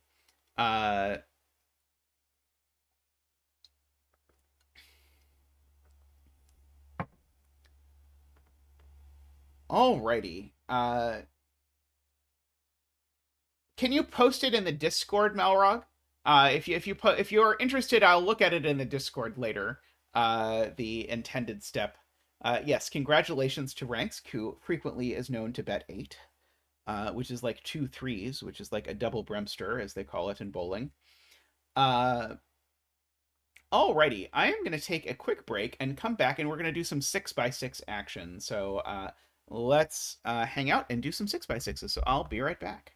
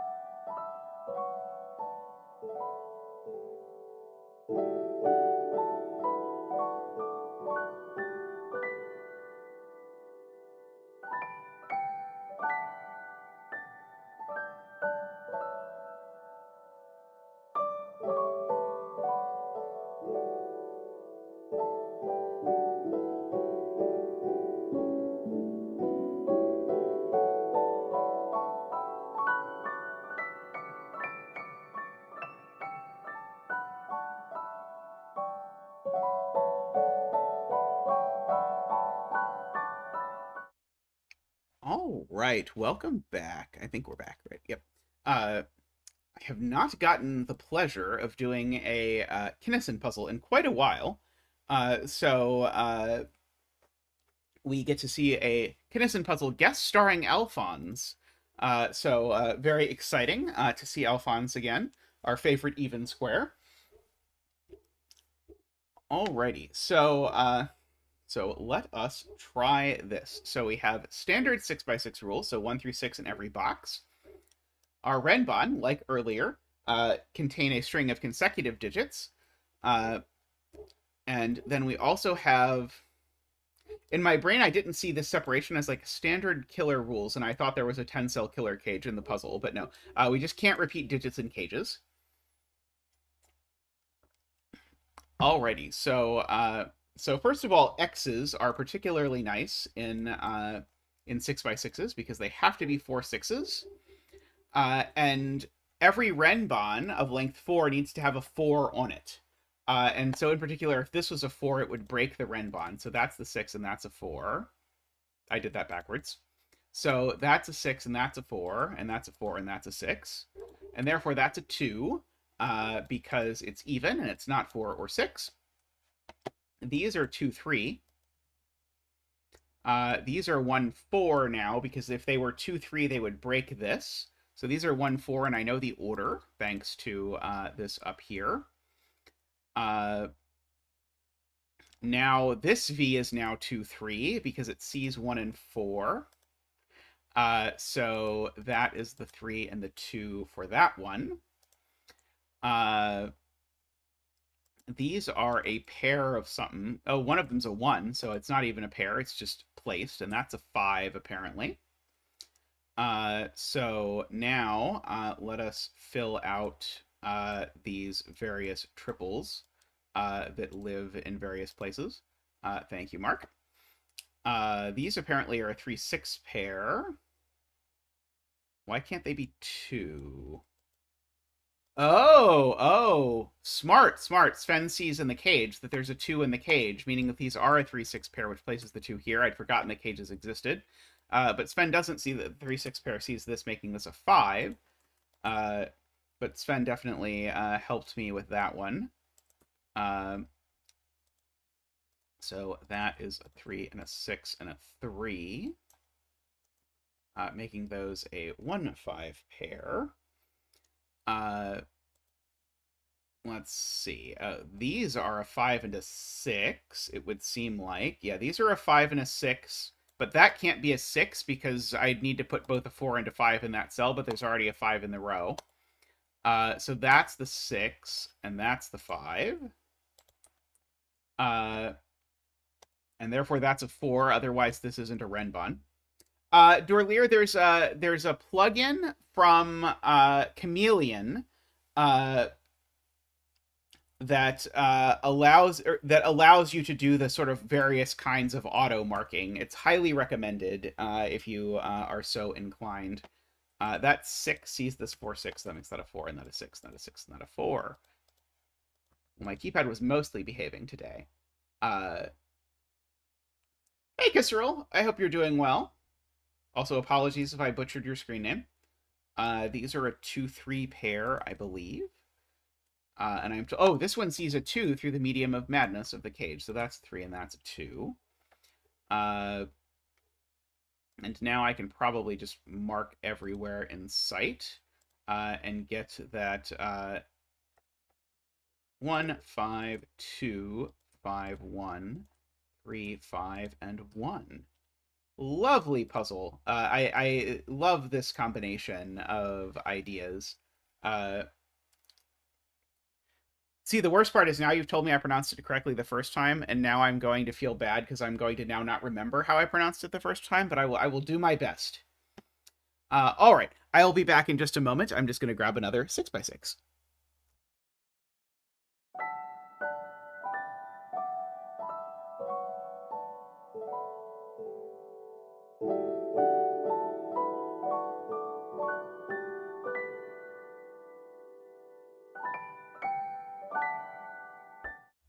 All right. I tried to scroll way back and grab one because the things get lost in the 6x6s. By the way, of note, I do take submissions for 6x6s to do at the end of stream. So if you are interested in submitting, that is the one thing I take submissions for. Is I take submissions for 6x6s. Also, I should move the chat so I can actually see the clues, or this is not going to go well. Oh, I should probably post a link in chat, which I realized I did not do to the previous one. But there is this puzzle. We'll go ahead and pin that. All right, so I really enjoyed the 9x9 that Rangsk made with this rule set. So let us have a look at this once I figure out how to remove row and column labels. There we go.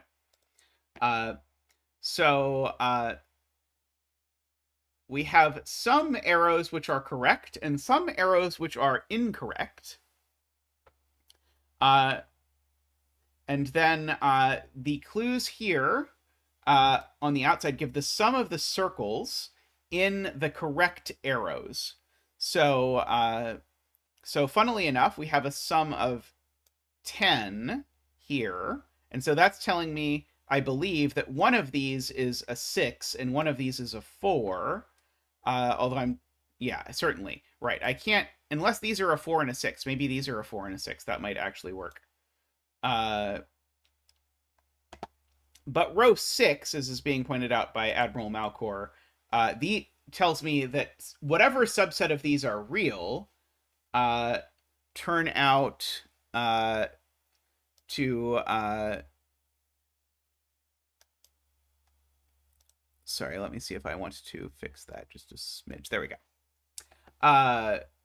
Whatever some of these are real, sum to 11, but there's only 2 of them. So this is a 5, 6. So these are correct arrows. So one of these sums to 5 and one of them sums to 6.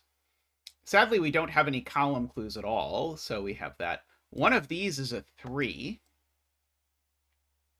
Because I can't make them smaller than 3.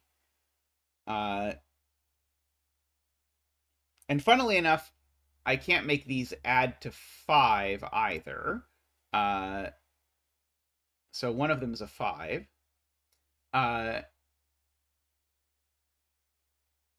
Let's see. Oh yeah, one of these two is a 2. That's a good point. Because they can't both be 1s. So one of these is a 2. What is happening? It's not receiving what? Something's going badly. Uh-oh. I am dropping frames. Oh no.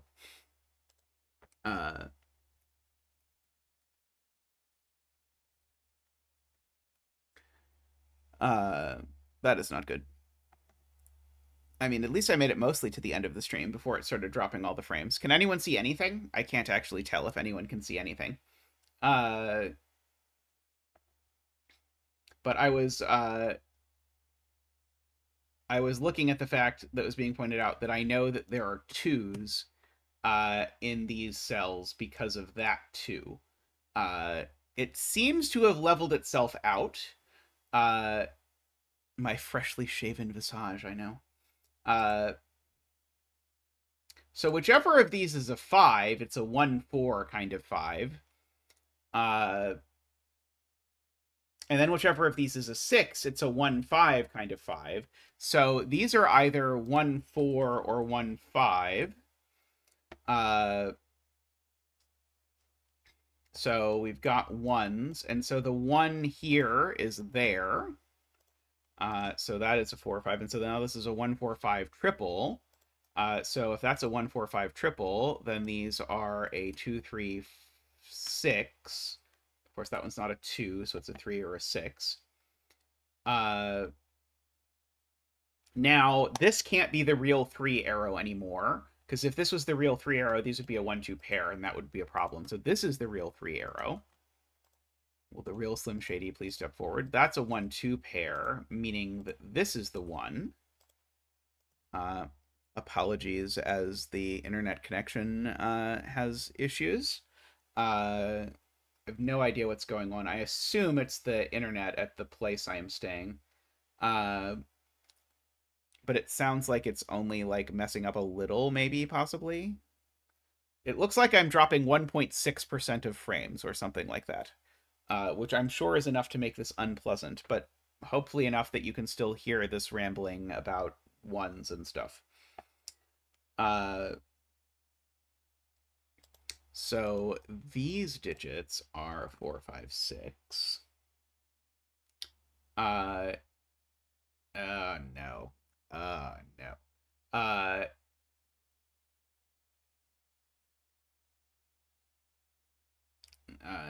You can keep wiggling so we can tell. Bad internet, bad.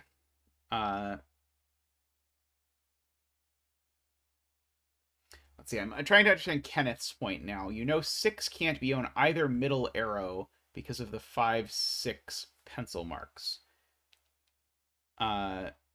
Right. One of these is a 6, and I can't put a 6 in both boxes. Got it. Okay, thank you. Yes, so these are a 2, 3 pair, so these are a 2, 3 pair. Understood. Thank you.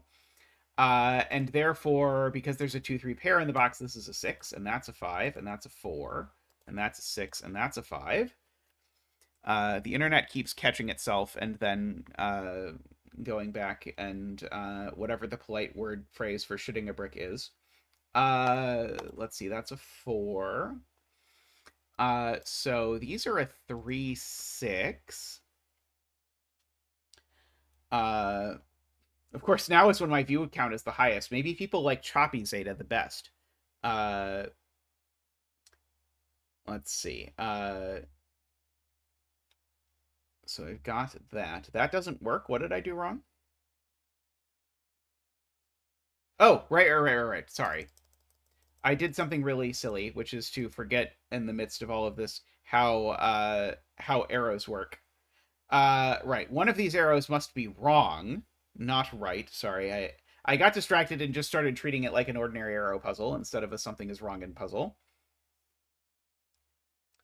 I need to make sure, actually, speaking of, I do need to make sure that this is wrong. Yes, I just treated these as though the arrows were correct, but yeah, it's certainly not correct. I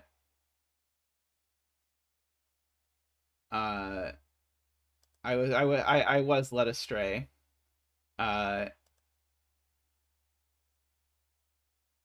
these things happen.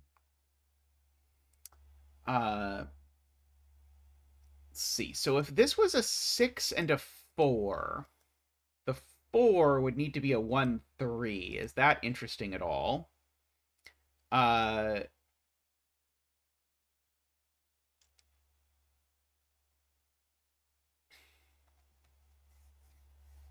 good night. Sleep well, Kisserol. I hope to see you around the stream again in the future. We don't always have horrible tech issues. Just yesterday and today, apparently. I need a 2 in one of these 2 cells, I notice. I don't know that does a whole lot. If one of these is 6, then the other side has 1, 2, 3 on the top. I don't know if that's interesting or not. Okay, well, this 5 certainly now is an actual 5 arrow, right?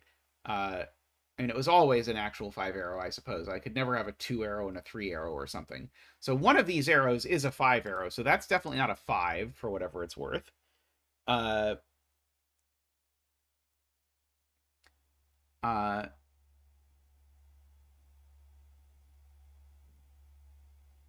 Couldn't the 1, 3 go through the 1, 2, 3 arrow, Garion? Why can't it be a 6 here and a 4 here? Uh,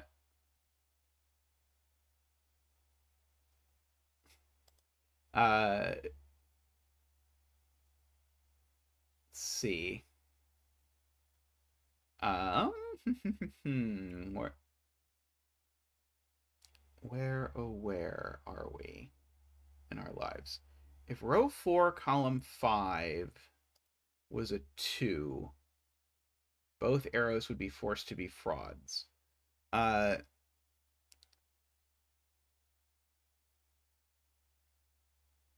So if this is a 2, I would need this to be 5, 1, 4. Right. If this is 5, right. Okay, so yeah, this is a little complicated. The 5 arrow that's in this row, what is it? Is it a 2, 3 arrow or a 1, 4 arrow? And so the point is, if I put a 2 here, I break both possibilities. Because if I put a 2 here, I need it to be 5, 1, 4 over here, but then that would double 6 in both of these. So this is never a 2, it's a 1, and that's a 2. That is very interesting how that worked out. So now it's really suspicious that this is 2 and 3 are over here. So this is either 5, 1, 4 or 5, 2, 3. I think both work out okay.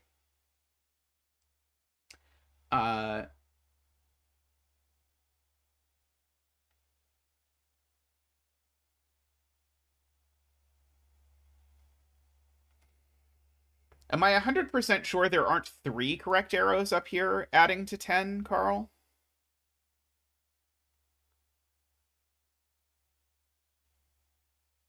I think I could probably rule out all the ways of summing to 10 and 3 if I tried.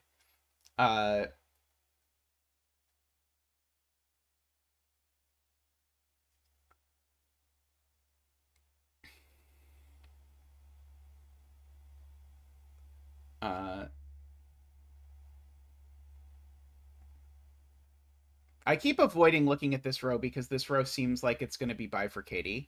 Can I really make... But I guess the question is, okay, so the point is if I want to use 3 arrows in the first row, one of them must be a 3-cell arrow and must be a 6. And then I'm not going to get 2 arrows that are at least 3. So that won't work. So I do need to make a 2-digit sum to 10. So it must be a 4, 6. And so one of these must be a 4, and it's not that one. And so this is always a 4. That's a sum as a 1, 3. Oh, and I actually know the order even. That's the 1, that's the 3. So that's not a 3. And so, yeah, one of these assorted arrows is a 6. Well, it's not that one. That one's not a 6.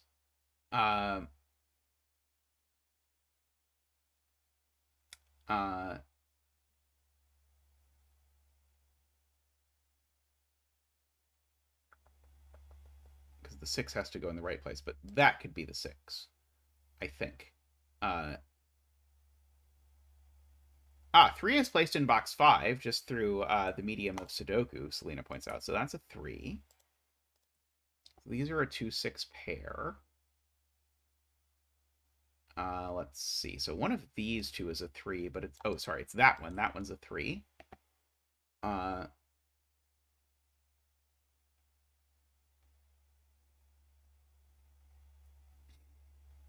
5 in column 3. Right. 5 in column 3 can't go in the row with a 5, 6 pair. So 5 is actually placed there, which makes that a 2. Because, again, I needed the 5 arrow to be correct. I need this arrow to be incorrect, although I don't have any choices about it anymore, I don't think. So it's going to be incorrect automatically. That's going to be the 5. This is going to be... this can't be a 6, is the point. Because if this is a 6, the 6 arrow is correct, and the sum is not 2. So this is the 2, and that's the 6. That's the 2. This is not a 6, so that's a 5 and a 6. And a 4 and a 5 and a 4 and a 6. Okay, all good. These are a 3 and a 4, which somehow I don't know the order of yet. So one of these is a 1 even. Actually, I'm going to just sort of mark up here just to look at my options. Well, this arrow certainly isn't a 6 anymore. So that's a 6. So these are a 1 and a 2, and I can just write them in. And so that's a 4 and a 6 and a 5 and a 2. I do have to make sure I don't make this arrow accidentally sum to 1 or 3 as part of solving this. Is there a 4, 6? And this is a 5. Alrighty. Nice puzzle, Rangsk, as always. Thank you for joining me, everyone. Very sorry about the internet weirdness at the end. It's not our internet, so there's not a lot I can do about it, but it will be fixed in a month. And well, in a month it will be our internet, so if it's broken, there is something we can do about it. But we are